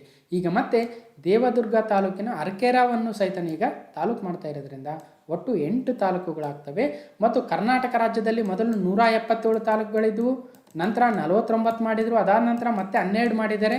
ಸೊ ಟೋಟಲ್ ಎಷ್ಟಾಗ್ತವೆ ಅಂತಕ್ಕಂಥದ್ದನ್ನು ನೀವೇ ಕೌಂಟ್ ಮಾಡಿ ಕಮೆಂಟ್ ಮಾಡಿ. ಇಲ್ಲಿ ಯಾವುದೇ ಕರೆಕ್ಟಾಗಿರ್ತಕ್ಕಂಥ ಇನ್ಫಾರ್ಮೇಷನ್ ಸಿಗ್ತಾ ಇಲ್ಲ. ಸೊ ನೋಡೋಣ ನೀವು ಯಾರು ಕಮೆಂಟ್ ಮಾಡಿ ಸರಿಯಾದ ಇನ್ಫಾರ್ಮೇಷನ್ ಹೇಳ್ತೀರಾ. ಓಕೆ, ಮೇ ಬಿ 237 ಅಥವಾ 238 ಆಗ್ಬೋದು. ಯಾವ್ದು ಸರಿ ಅಂತಕ್ಕಂಥದ್ದನ್ನು ನೋಡೋಣ. ಕ್ವಶನ್ ನಂಬರ್ 14, ಅತಿ ಹೆಚ್ಚು ಒಂದು ಕೊಂಬಿನ ಖಡ್ಗಮೃಗಗಳು ಕಂಡುಬರುವ ಕಾಜಿರಂಗ ರಾಷ್ಟ್ರೀಯ ಉದ್ಯಾನವನ ಯಾವ ರಾಜ್ಯದಲ್ಲಿದೆ? ಓಕೆ ನೋಡಿ, Kaziranga national park in which highest number of one armed rhinoceros are present comes under in which state ಅಂದರೆ ಸೊ ಮೇಘಾಲಯದಲ್ಲಿ ಬರುತ್ತಾ ಈ ಕಾಜಿರಂಗ, ಅರುಣಾಚಲ್ ಪ್ರದೇಶದಲ್ಲಿ ಬರುತ್ತಾ, ಆಸಾಮಲ್ಲಿ ಬರುತ್ತಾ ಅಥವಾ ತ್ರಿಪುರಾದಲ್ಲಿ ಬರುತ್ತಾ ಅಂದರೆ ಸರಿಯಾದ ಉತ್ತರ ಆಸಾಂ ರಾಜ್ಯದಲ್ಲಿ ಬರುತ್ತೆ ಕಾಜಿರಂಗ ನ್ಯಾಷನಲ್ ಪಾರ್ಕ್. ಅದರಲ್ಲಿ ಅತಿ ಹೆಚ್ಚಿನ ಒಂದು ಕೊಂಬಿನ ಖಡ್ಗಮೃಗಗಳು ಅಥವಾ ಒನ್ ಆರ್ಮ್ಡ್ ರೈನೋಸರಸ್ಗಳು ಕಂಡುಬರ್ತವೆ. ನೋಡಿ, Kaziranga set to be expanded by 3053 hectares. ಯಾಕೆ ಯೂಸ್ ಆಯಿತು ಅಂದರೆ ಸುಮಾರು 30 ಸ್ಕ್ವೇರ್ ಕಿಲೋಮೀಟರ್ಸ್ ಅಥವಾ 3053 ಹೆಕ್ಟೇರ್ ಪ್ರದೇಶಗಳನ್ನು ಈಗ ಅದರ ಜೊತೆಗೆ ಎಕ್ಸ್ಪ್ಯಾಂಡ್ ಮಾಡ್ತಾ ಇದ್ದಾರೆ. ಕಾಜಿರಂಗ ನ್ಯಾಷನಲ್ ಪಾರ್ಕ್ನ ಒಟ್ಟು ಭೂಪ್ರದೇಶ ಈಗ ವಿಸ್ತಾರಗೊಳ್ತಾ ಇದೆ. ಓಕೆ, ಸೊ ಇದು ಯಾಕೆ ಫೇಮಸ್ ಆಗುತ್ತೆ ಅಂದರೆ ನೋಡಿ, ಇಂಡಿಯನ್ ರೈನೋಸರಸ್ ಅಥವಾ ರೈನೋಸರಸ್ ಯೂನಿಕಾರ್ನಿಸ್ ಅಂತ ಕರಿತೀವಿ ಅಥವಾ ಗ್ರೇಟ್ ಇಂಡಿಯನ್ ರೈನೋಸರಸ್ ಅಂತ ಕರಿತೀವಿ. ಇಲ್ಲಿದೆ ನೋಡಿ, ಒಂದು ಕೊಂಬಿನ ಖಡ್ಗಮೃಗ. ಇದು ವಲ್ನರಬಲ್ ಅಲ್ಲಿದೆ IUCN ರೆಡ್ ಲಿಸ್ಟಲ್ಲಿ. 2008ರಲ್ಲಿ ಇದನ್ನು ಸೇರಿಸಿದ್ದಾರೆ. ಪ್ರಪಂಚದಲ್ಲಿ ಉಳಿದಿರುವ 5 ರೈನೋಸರಸ್ಗಳಲ್ಲಿ ಇದು ಕೂಡ ಒಂದು. ಭಾರತದಲ್ಲಿ ಹೆಚ್ಚು ಕಂಡುಬರುತ್ತೆ. 1905ರ ಸಮಯದಲ್ಲಿ ಕೇವಲ 70 ಇತ್ತು. ಈಗ 1986ರಲ್ಲಿ ಅಳಿವಿನಂಚಿನಲ್ಲಿ ಸೇರಿಸಿದ್ರು. ನಂತರ ಈಗ ವಲ್ನರಬಲಲ್ಲಿ ಸೇರಿಸಿದ್ದಾರೆ. ಅಂದರೆ ಸ್ವಲ್ಪ ಸಂಖ್ಯೆ ಜಾಸ್ತಿ ಆಗ್ತಾ ಇದೆ ಅಂತಕ್ಕಂಥದ್ದು. ಓಕೆ, ಇವುಗಳಿಗೆ ಯಾಕೆ ಬೇಡಿಕೆ ಇದೆ ಅಂದರೆ ನೋಡಿ, ಬ್ಲ್ಯಾಕ್ ಮಾರ್ಕೆಟಲ್ಲಿ ಇದಕ್ಕೆ ಅತಿ ಹೆಚ್ಚಿನ ಬೆಲೆ ಇದೆ ಅವುಗಳ ಕೊಂಬುಗಳಿಗೆ. ಅದಕ್ಕೋಸ್ಕರ ವಿಯೆಟ್ನಾಂ ಮತ್ತು ಇತರ ದೇಶಗಳಲ್ಲಿ ಆಭರಣಗಳಿಗೋಸ್ಕರ ಬಳಸ್ತಾ ಇದ್ದಾರೆ. ಆದ್ದರಿಂದ ಭಾರಿ ಬೇಡಿಕೆ ಇದೆ. ಅವುಗಳನ್ನ ಸಾಯಿಸಿ ಆ ಒಂದು ಕೊಂಬನ್ನು ತೆಗೆದುಕೊಳ್ತಾ ಇದ್ದಾರೆ. ಅದರಿಂದ ಅವುಗಳ ಸಂಖ್ಯೆ ಕಡಿಮೆ ಆಗ್ತಾ ಬಂದಿತ್ತು. ಆದರೆ ಇಂಡಿಯನ್ ರೈನೋ 2020 ಅಂತಕ್ಕಂಥ ಒಂದು ಯೋಜನೆಯನ್ನು 2005ರಲ್ಲಿ ಆಸಾಂ ಸರ್ಕಾರ ತರುತ್ತೆ. ಸೊ ಆದ್ದರಿಂದ 2020ಕ್ಕೆ ರೈನುಗಳ ಸಂಖ್ಯೆಯನ್ನು 3000ಕ್ಕೆ ಏರಿಸಬೇಕು ಅಂತಕ್ಕಂಥ ಗುರಿಯನ್ನು ಹಾಕ್ಕೊಂಡಿರುತ್ತೆ ಆಸಾಂ ಸರ್ಕಾರ. ಸೊ ಆಸಾಮಲ್ಲಿ ಕಾಜಿರಂಗ ರಾಷ್ಟ್ರೀಯ ಉದ್ಯಾನದಲ್ಲಿ ಅತಿ ಹೆಚ್ಚು ಖಡ್ಗಮೃಗಗಳು ಕಂಡುಬರ್ತವೆ. 70% ಖಡ್ಗಮೃಗಗಳು ಅಂದರೆ ಸುಮಾರು 2500 ಅಲ್ಲೇ ಇದ್ದಾವೆ ಕಾಜಿರಂಗದಲ್ಲಿ. ಓಕೆ, ಪೊಬಿತೋರಾ ವೈಲ್ಡ್ ಲೈಫ್ ಸ್ಯಾಂಕ್ಚುರಿ ಅಂತಕ್ಕಂಥ ಆಸಾಂನ ಇನ್ನೊಂದು ವೈಲ್ಡ್ ಲೈಫ್ ಸ್ಯಾಂಕ್ಚುರಿಯಲ್ಲಿ ಮತ್ತು ಕಾಜಿರಂಗ ನ್ಯಾಷನಲ್ ಪಾರ್ಕಲ್ಲಿ ಇವುಗಳು ಜಾಸ್ತಿ ಇದ್ದಾವೆ. ಆದ್ದರಿಂದ ಇವುಗಳನ್ನು ಇತರೆ ಸಂರಕ್ಷಣಾ ಪ್ರದೇಶಗಳಿಗೆ ರೈನೋಗಳನ್ನು ಸ್ಥಳಾಂತರಿಸಬೇಕು ಅನ್ನೋ ಉದ್ದೇಶವನ್ನು ಇಟ್ಕೊಂಡಿದೆ ಆಸಾಂ ಸರ್ಕಾರ. ಹಾಗಾದರೆ ಯಾವಿದಾವೆ ಇತರೆ ಸಂರಕ್ಷಣಾ ಪ್ರದೇಶಗಳು ಅಂದರೆ ಒಟ್ಟು ಆಸಾಮಲ್ಲಿ 6 ನ್ಯಾಷನಲ್ ಪಾರ್ಕ್ಗಳಿದ್ದಾವೆ. ಯಾವ್ಯಾವ ಅಂದರೆ ದಿಬ್ರು ಸೈಖೋವಾ ನ್ಯಾಷನಲ್ ಪಾರ್ಕು 1999ರಲ್ಲಿ ಬಂದಿತ್ತು. ಸೊ ಇದರಲ್ಲಿ ಬ್ರಹ್ಮಪುತ್ರ, ಲೋಹಿತ್ ರಿವರು ಮತ್ತು ದಿಬ್ರು ರಿವರ್ಗಳು ಬರ್ತವೆ. ಇನ್ನೊಂದು ಕಾಜಿರಂಗ ನ್ಯಾಷನಲ್ ಪಾರ್ಕ್ 1974ರಲ್ಲಿ ಹೈಯೆಸ್ಟು ಟೈಗರ್ ಡೆನ್ಸಿಟಿ ಇದೆ ಕೂಡ ಮತ್ತು ಯುನೆಸ್ಕೋ ವರ್ಲ್ಡ್ ಹೆರಿಟೇಜ್ ಸೈಟು. ಅದಾದ ನಂತರ Manas national park UNESCO world heritage site ಆಗುತ್ತೆ. ನಮೇರಿ ಮತ್ತು ಒರಾಂಗ್ ನ್ಯಾಷನಲ್ ಪಾರ್ಕ್ಗಳಿದ್ದಾವೆ. ಒರಾಂಗ್ ನ್ಯಾಷನಲ್ ಪಾರ್ಕನ್ನು ರಾಜೀವ್ ಗಾಂಧಿ ನ್ಯಾಷನಲ್ ಪಾರ್ಕ್ ಕೂಡ ಅಂತ ಕರಿತೀವಿ. ಇದು ಯಾಕೆ ವಿಶೇಷ ಅಂದರೆ ಕರ್ನಾಟಕದಲ್ಲೂ ಒಂದು ರಾಜೀವ್ ಗಾಂಧಿ ನ್ಯಾಷನಲ್ ಪಾರ್ಕ್ ಇದೆ, ನಾಗರಹೊಳೆ, ನೆನಪಿರಲಿ. ಈ 5 ಜೊತೆಗೆ 2020ರಲ್ಲಿ ದೆಹಿಂಗ್ ಪಟ್ಕಾಯಿ ನ್ಯಾಷನಲ್ ಪಾರ್ಕನ್ನು ಸಹಿತ ಘೋಷಣೆಯನ್ನು ಮಾಡಿದೆ ಆಸಾಂ ಸರ್ಕಾರ. ಹಾಗಾಗಿ ಆಸಾಮಲ್ಲಿ ಒಟ್ಟು 6 ನ್ಯಾಷನಲ್ ಪಾರ್ಕ್ಗಳು ಬರ್ತವೆ. ಓಕೆ, ಯಾವುದು ಇಂಪಾರ್ಟೆಂಟ್ ಅಂದರೆ ಒಂದು ಮಾನಸ್ ಮತ್ತು ಕಾಜಿರಂಗ ಇಂಪಾರ್ಟೆಂಟ್ ಆಗ್ತವೆ. ಓಕೆ, ಹಾಗಾದರೆ ಕರ್ನಾಟಕದಲ್ಲಿ ಎಷ್ಟಿದ್ದಾವೆ ಸರ್ ನ್ಯಾಷನಲ್ ಪಾರ್ಕ್ಸ್ ಅಂದರೆ 5 ಇದ್ದಾವೆ. ಬಂಡೀಪುರ, ಬನ್ನೇರುಘಟ್ಟ, ಅಣಶಿ ದಾಂಡೇಲಿ ನ್ಯಾಷನಲ್ ಪಾರ್ಕ್, ಕುದುರೆಮುಖ ಮತ್ತು ನಾಗರಹೊಳೆ. ಇದೇ ನಾಗರಹೊಳೆಯನ್ನು ನಾವು ರಾಜೀವ್ ಗಾಂಧಿ ನ್ಯಾಷನಲ್ ಪಾರ್ಕ್ ಕೂಡ ಅಂತ ಕರಿತೀವಿ. 15ನೇ ಪ್ರಶ್ನೆ, ಯಾರ ನೇತೃತ್ವದಲ್ಲಿ ಪ್ರೊಫೆಷನಲ್ ಟೆನ್ನಿಸ್ ಪ್ಲೇಯರ್ಸ್ ಅಸೋಸಿಯೇಷನ್ PTPAಯನ್ನು ಸ್ಥಾಪನೆಯನ್ನು ಮಾಡಿದರೆ, ಹುಟ್ಟು ಹಾಕಿದ್ದಾರೆ ಅಂದರೆ who is leading the professional tennis players association PTPA, a new association formed for the benefit of professional tennis players. ಅಂದರೆ ಯಾರು ಇದರ ಹುಟ್ಟು ಹಾಕಿದ್ದಾರೆ, ನೇತೃತ್ವವನ್ನು ವಹಿಸಿದ್ದಾರೆ ಅಂದರೆ Roger Federer, Rafael Nadal, Novak ಜೋಕೋವಿಚ್, ಆ್ಯಂಡಿ ಮುರ್ರೆ. ಅಂದರೆ ಸರಿಯಾದ ಉತ್ತರ ನೊವಾಕ್ ಜೋಕೋವಿಚ್ ಅವರು ಈ ಒಂದು PTPAಯನ್ನು ಪ್ರೊಫೆಷನಲ್ ಟೆನ್ನಿಸ್ ಪ್ಲೇಯರ್ಸ್ ಅಸೋಸಿಯೇಷನ್ನ ಹುಟ್ಟು ಹಾಕಿದ್ದಾರೆ. ಯಾಕೆ ನೋಡಿ, why was A new group of tennis players formed. ಈಗ ಆಲ್ರೆಡಿ ATP ಅಂತ ಇದೆ ಅಲ್ವಾ. ATP ಅಂದರೆ ಅಸೋಸಿಯೇಷನ್ ಆಫ್ ಟೆನ್ನಿಸ್ ಪ್ರೊಫೆಷನಲ್ಸ್. ಅಂದರೆ ಯಾರು ಪ್ರೊಫೆಷ್ನಲ್ ಟೆನ್ನಿಸ್ ಆಡ್ತಾ ಇದ್ದಾರೋ ಅವ್ರದ್ದು ಒಂದು ಅಸೋಸಿಯೇಷನ್. ಅವರೇ ಈ ಒಂದು ಟೂರುಗಳನ್ನ ಮ್ಯಾನೇಜ್ ಮಾಡ್ತಿರ್ತಾರೆ. ಅಂದರೆ ಯಾವ ಒಂದು ಟೂರ್ಗಳನ್ನ ಯಾವಾಗ ಕಂಡಕ್ಟ್ ಮಾಡಬೇಕು, ATP ಟೂರ್ಸ್ ಅಂತ ಕೇಳಿರ್ತಾರೆ. ಆದರೆ ಯಾಕೆ ಈ ನೊವಾಕ್ ಜೋಕೋವಿಚ್ ಅವರ ನೇತೃತ್ವದಲ್ಲಿ PTPAಯನ್ನು ಸ್ಥಾಪನೆ ಮಾಡ್ತಾ ಇದ್ದಾರೆ ಅಂದರೆ ಇಲ್ಲಿ ಒಂದು ಗಮನಿಸಬೇಕು. ಈಗ ಗ್ರ್ಯಾಂಡ್ ಸ್ಲಾಮ್ಗಳು ನಡೀತಾವಲ್ವ, ಆ ಗ್ರ್ಯಾಂಡ್ ಸ್ಲಾಮ್ಗಳು ನಡೆಸ್ತಕ್ಕಂಥ ಒಂದು ಸಂಸ್ಥೆಗಳು ಎಷ್ಟು ಅವರಿಗೆ ದುಡ್ಡು ಬರುತ್ತೋ ಅದರಲ್ಲಿ ಕೇವಲ ಸ್ವಲ್ಪ ಒಂದು ಅಮೌಂಟನ್ನು, ಕಡಿಮೆ ಪ್ರಮಾಣದ ಅಮೌಂಟನ್ನು ಮಾತ್ರ ಪ್ಲೇಯರ್ಗಳಿಗೆ ಕೊಡ್ತಾ ಇದ್ದಾರೆ. ಆದ್ದರಿಂದ ATP ಒಂದು ಅಸೋಸಿಯೇಷನ್ನು ಅದನ್ನು ರೈಸ್ ಮಾಡ್ತಾ ಇಲ್ಲ ಇಶ್ಯೂ. ಈಗಾದರೆ ಪ್ಲೇಯರ್ಗಳಿಗೆ ನಷ್ಟ ಆಗುತ್ತೆ. ಅದೇ ಬಾಸ್ಕೆಟ್ಬಾಲು, ಫುಟ್ಬಾಲ್ಗಳಲ್ಲಿ ನೋಡಿ ಎಷ್ಟೆಲ್ಲ ದುಡ್ಡು ಕೊಡ್ತಾರೆ, ಈ ಟೆನ್ನಿಸಲ್ಲಿ ಯಾಕೆ ಕಡಿಮೆ ಕೊಡ್ತಾ ಇದ್ದಾರೆ. ಸೊ ಹಾಗಾಗಿ ನಾವು ಒಂದು ಹೊಸ ಅಸೋಸಿಯೇಷನ್ ಮಾಡ್ಕೋಬೇಕು ಅನ್ನೋ ಉದ್ದೇಶಕ್ಕೆ ವರ್ಲ್ಡ್ ನಂಬರ್ 1 ಟೆನ್ನಿಸ್ ಪ್ಲೇಯರ್ ಆಗಿರ್ತಕ್ಕಂಥ ನೊವಾಕ್ ಜೋಕೋವಿಚ್ ಅವರು ಇನ್ನಿತರ ಪ್ಲೇಯರ್ಗಳು ಸೇರಿಕೊಂಡು ಈ ಒಂದು PTPAಯನ್ನು ಪ್ರೊಫೆಷನಲ್ ಟೆನ್ನಿಸ್ ಪ್ಲೇಯರ್ಸ್ ಅಸೋಸಿಯೇಷನನ್ನು ಸ್ಥಾಪನೆಯನ್ನು ಮಾಡ್ಕೊಂಡಿದ್ದಾರೆ. ಓಕೆ, ನೆನ್ಪಿಡ್ಬೇಕು. ಇಲ್ಲಿ ನೋಡಿ ಯಾಕೆ ಈ ಒಂದು ಮೂವ್ ಮಾಡಿದ್ರು ಅವರು ಅಂದರೆ ನ್ಯೂಯಾರ್ಕ್ ಟೈಮ್ಸ್ ರಿಪೋರ್ಟ್ ಪ್ರಕಾರ 2018ರ US ಓಪನ್ ಪೇಔಟು $57 ಮಿಲಿಯನ್ ಏನು ಕೊಟ್ಟಿದ್ರು, ಅದು ಕೇವಲ 14% ಅಮೌಂಟ್ ಮಾತ್ರ ಆಗುತ್ತೆ ಆ ಟೂರ್ನಮೆಂಟ್ ಒಟ್ಟು ರೆವೆನ್ಯೂ ಫೈನ್ ಮಾಡಿದಾಗ. ಆದರೆ ಬಾಸ್ಕೆಟ್ಬಾಲ್ ಮತ್ತು ಫುಟ್ಬಾಲ್ಗಳಲ್ಲಿ ಜಾಸ್ತಿ ಅಮೌಂಟ್ ಕೊಡ್ತಾರೆ, ನಮಗೆ ಯಾಕೆ ಕಡಿಮೆ ಕೊಡ್ತಾರೆ ಅಂತಕ್ಕಂಥದ್ದು ಇದ್ರ ಉದ್ದೇಶ.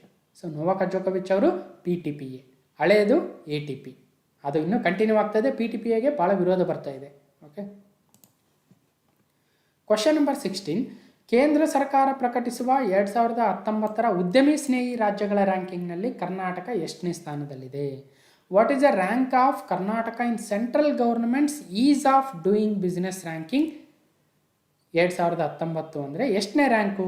ಏನು ಮೊದಲನೇ ರ್ಯಾಂಕಲ್ಲಿದೆಯಾ, 8ನೇ ರ್ಯಾಂಕ, 17ನೇ ರ್ಯಾಂಕ, 20ನೇ ರ್ಯಾಂಕ? ಅಂದರೆ ಸರಿಯಾದ ಉತ್ತರ ಕರ್ನಾಟಕವು ಈ ಸಲ 17ನೇ ರ್ಯಾಂಕಿಗೆ ಕುಸಿದಿದೆ ಅಂತಕ್ಕಂಥದ್ದು. ಯಾವುದರಲ್ಲಿ ಅಂದರೆ ಉದ್ಯಮ ಸ್ನೇಹಿ ಒಂದು ರಾಜ್ಯಗಳ ರ್ಯಾಂಕಿಂಗ್ ಅಥವಾ ಈಸ್ ಆಫ್ ಡೂಯಿಂಗ್ ಬಿಸ್ನೆಸ್ ಅಂತ ಕರಿತೀವಿ. ಇಲ್ಲಿ ನೋಡಿ, ರ್ಯಾಂಕಿಂಗ್ ಮಹಾಪತನ. ಉದ್ಯಮ ಸ್ನೇಹಿ ರಾಜ್ಯಗಳ ಪಟ್ಟಿಯಲ್ಲಿ 8ರಿಂದ 17ಕ್ಕಿಳಿದ ಕರ್ನಾಟಕ. ಕೈಗಾರಿಕಾ ವಲಯ ದಿಗ್ಭ್ರಮೆ, ಬಂಡವಾಳ ಆಕರ್ಷಣೆಗೆ ಹಿನ್ನಡೆ. ಇದನ್ನು ಯಾರು ಕೊಡ್ತಾರೆ ಅಂದರೆ ಕೇಂದ್ರ ಸರ್ಕಾರ ಈ ಒಂದು ರ್ಯಾಂಕಿಂಗನ್ನು ಕೊಡುತ್ತೆ. ಇದು 4ನೇ ವರ್ಷನ ಆಗುತ್ತೆ, 4ನೇ edition of business reform action plan BRAP, ಅಥವಾ ಅದನ್ನು ease of doing business ranking ಅಂತಲೂ ಕರೀತಾರೆ. ಕೇಂದ್ರ ಸರ್ಕಾರ ಶನಿವಾರ ಬಿಡುಗಡೆಗೊಳಿಸಿರುವ 2018-19ನೇ ಸಾಲಿನ ಉದ್ಯಮ ಸ್ನೇಹಿ ರಾಜ್ಯಗಳ ರ್ಯಾಂಕಿಂಗಲ್ಲಿ 17ನೇ ಸ್ಥಾನಕ್ಕೆ ಪಡೆದಿದೆ ಕರ್ನಾಟಕ. ಇದನ್ನು ಕೇಂದ್ರದ ಹಣಕಾಸು ಸಚಿವೆ ನಿರ್ಮಲಾ ಸೀತಾರಾಮನ್ ಅವರು ಬಿಡುಗಡೆಯನ್ನು ಮಾಡಿದರು. ಮೊದಲನೇ ಸ್ಥಾನದಲ್ಲಿ ಆಂಧ್ರ ಪ್ರದೇಶ, 2ನೇ ಸ್ಥಾನದಲ್ಲಿ Uttar Pradesh, next Telangana, Madhya Pradesh, ಜಾರ್ಖಂಡ್ಗಳಿದ್ದಾವೆ. Okay, next ಇಲ್ಲಿ ನೋಡಿ, BJP ಸರ್ಕಾರ ಜಾರಿಗೊಳಿಸಿರುವ ಭೂ ಸುಧಾರಣೆ ಕಾಯ್ದೆಯಿಂದ ಲಾಭವಾಗುವ ನಿರೀಕ್ಷೆ ಇದೆ ಅಂತ ಹೇಳ್ತಾ ಇದ್ದಾರೆ. ನೋಡಬೇಕು ಮುಂದಿನ ವರ್ಷದಲ್ಲಿ ಏನಾದರೂ ಚೇಂಜಸ್ ಆಗುತ್ತಾ ಅಂತ. ಓಕೆ, ಇನ್ನು ಕಳೆದ 5 ವರ್ಷಗಳಲ್ಲಿ ಯಾವ್ಯಾವ ರ್ಯಾಂಕಿಂಗ್ ಇತ್ತು ಇಲ್ಲಿ ಗೊತ್ತಾಗುತ್ತೆ ನೋಡಿ. ಓಕೆ, ಇನ್ನು ರ್ಯಾಂಕ್ ಲೆಕ್ಕಾಚಾರ ಯಾವ ಥರ ಮಾಡ್ತಾರೆ ಅಂದರೆ, ಕೇಂದ್ರ ಸರ್ಕಾರ 2015ರಿಂದ ಸ್ಟಾರ್ಟ್ ಮಾಡಿದೆ ಈ ಒಂದು ರ್ಯಾಂಕಿಂಗ್ನ ಕೊಡೋದಕ್ಕೆ. ಇದು 4ನೇ ವರ್ಷನು. ಓಕೆ, ಇದರ ಅಡಿಯಲ್ಲಿ ರಾಜ್ಯಗಳು ಉದ್ದಿಮೆಗಳು ಬಿಸ್ನೆಸ್ ಪ್ರಗತಿಗೆ ಕೈಗೊಳ್ಳುವ ಕ್ರಮಗಳನ್ನು ಅಳೆದು ರ್ಯಾಂಕಿಂಗನ್ನು ಪ್ರಕಟಿಸಲಾಗುತ್ತೆ. ಓಕೆ, ಉದ್ಯಮ ಸ್ಥಾಪನೆಗೆ ಸಂಬಂಧಿಸಿದ ಮಾಹಿತಿ, ಏಕಗವಾಕ್ಷಿ ಯೋಜನೆ, ಕಾರ್ಮಿಕರ ಸ್ಥಿತಿಗತಿ, ಪರಿಸರ ಇಲಾಖೆಗಳು ಸ್ಪಂದಿಸುವ ರೀತಿಯನ್ನು ಪರಿಗಣಿಸಿ ರ್ಯಾಂಕಿಂಗನ್ನು ಕೊಡ್ತಾರೆ. ಈ ರ್ಯಾಂಕ್ ಕುಸಿತಕ್ಕೆ ಕಾರಣ ಅಂದರೆ ಹಲವಾರು ಕಾರಣಗಳಿದ್ದಾವೆ. ಅದು ಕೋವಿಡ್ ಆಗಿರ್ಬೋದು ಅಥವಾ ಬೇರೆ ಬೇರೆ ವಿಚಾರಗಳಾಗಿರ್ಬೋದು. ಇಲ್ಲಿ ಇನ್ನೊಂದು ಗಮನಿಸಬೇಕು, ಲಕ್ಷದ್ವೀಪಗಿಂತಲೂ ಕರ್ನಾಟಕ ಕೆಳಗಡೆ ಸ್ಥಾನದಲ್ಲಿದೆ ನೋಡಿ. ಚಿಕ್ಕ ಪುಟ್ಟ ರಾಜ್ಯಗಳಾಗಿರ್ತಕ್ಕಂಥ ಹಿಮಾಚಲ್ ಪ್ರದೇಶ, ಜಾರ್ಖಂಡ, ಉತ್ತರಾಖಂಡಗಳು ಸಹಿತ ಕರ್ನಾಟಕಕ್ಕಿಂತಲೂ ಮೇಲಿನ ಸ್ಥಾನದಲ್ಲಿದ್ದಾವೆ. 17ನೇ ಪ್ರಶ್ನೆ, 2020-21ನೇ ಸಾಲಿನ ಮೊದಲ ತ್ರೈಮಾಸಿಕದಲ್ಲಿ ದೇಶದ GDP ಧನಾತ್ಮಕವಾಗಿದೆಯೋ ಅಥವಾ ಋಣಾತ್ಮಕವಾಗಿದೆಯೋ? Okay, is the country GDP is positive or negative in the first quarter of 2020-21? So ಸರಿಯಾದ ಉತ್ತರ ಆ್ಯಕ್ಚುಲಿ ನೆಗೆಟಿವ್ ಅಲ್ಲಿದೆ, ಋಣಾತ್ಮಕವಾಗಿದೆ ನೋಡಿ. ಏಪ್ರಿಲ್ ಜೂನ್ನಲ್ಲಿ GDP 23.9% ಕುಸಿತ. ಆರ್ಥಿಕತೆಗೆ ಕೋವಿಡ್ ಕಾರ್ಮೋಡ. ಓಕೆ, ಕೋವಿಡಿಂದಾಗಿ ದೇಶದ ಆರ್ಥಿಕತೆ ಕುಸಿದಿದೆ ಅಂತಕ್ಕಂಥದ್ದು ಕೇಂದ್ರ ಸರ್ಕಾರದ ವರದಿಯಲ್ಲಿ ಹೇಳ್ತಾ ಇದ್ದಾರೆ. ಈ ಒಂದು ಸ್ಟ್ಯಾಟಿಸ್ಟಿಕ್ಸ್ನ ಕೊಡ್ತಕ್ಕಂಥದ್ದು ನ್ಯಾಷನಲ್ ಸ್ಟ್ಯಾಟಿಸ್ಟಿಕ್ಸ್ ಆಫೀಸ್ ಅಥವಾ NSO ಅಂತಕ್ಕಂಥದ್ದು, ಅಥವಾ ರಾಷ್ಟ್ರೀಯ ಸಾಂಖ್ಯಿಕ ಕಚೇರಿಯವರು ಈ ಒಂದು GDP ಡೀಟೇಲ್ಸನ್ನು ಬಿಡುಗಡೆ ಮಾಡ್ತಾರೆ. ಬೇರೆ ಬೇರೆ ಎಕ್ಸಾಮಲ್ಲಿ ಕೇಳ್ಬೋದು. 2019-20 ಇದೇ ಅವಧಿಯಲ್ಲಿ ಅಂದರೆ ಏಪ್ರಿಲಿಂದ ಜೂನ್ ಅವಧಿ ಏನಿದೆಯೋ ಅದು ಕಳೆದ ವರ್ಷದಲ್ಲಿ 5.7% ಬೆಳವಣಿಗೆಯನ್ನು ಹೊಂದಿದ್ರೆ ಈ ಸಲ 23.9% ಕುಸಿತವನ್ನು ಕಂಡಿದೆ ಅಂತಕ್ಕಂಥದ್ದು. ಓಕೆ, ಇಲ್ಲಿ ನೋಡಿ, ಪಾಸಿಟಿವ್ ಅಲ್ಲಿತ್ತು, ಈಗ ನೆಗೆಟಿವ್ಗೆ ಬಂದಿದೆ ಅಂತಕ್ಕಂಥದ್ದು. ಓಕೆ, ನೆಕ್ಸ್ಟು 18ನೇ ಪ್ರಶ್ನೆ, ನ್ಯಾಯಾಂಗ ನಿಂದನೆ ಮಾಡಿದ್ದ ವಕೀಲ ಪ್ರಶಾಂತ್ ಭೂಷಣ್ ಅವರಿಗೆ ಸುಪ್ರೀಂ ಕೋರ್ಟ್ ಎಷ್ಟು ದಂಡವನ್ನು ವಿಧಿಸಿದೆ?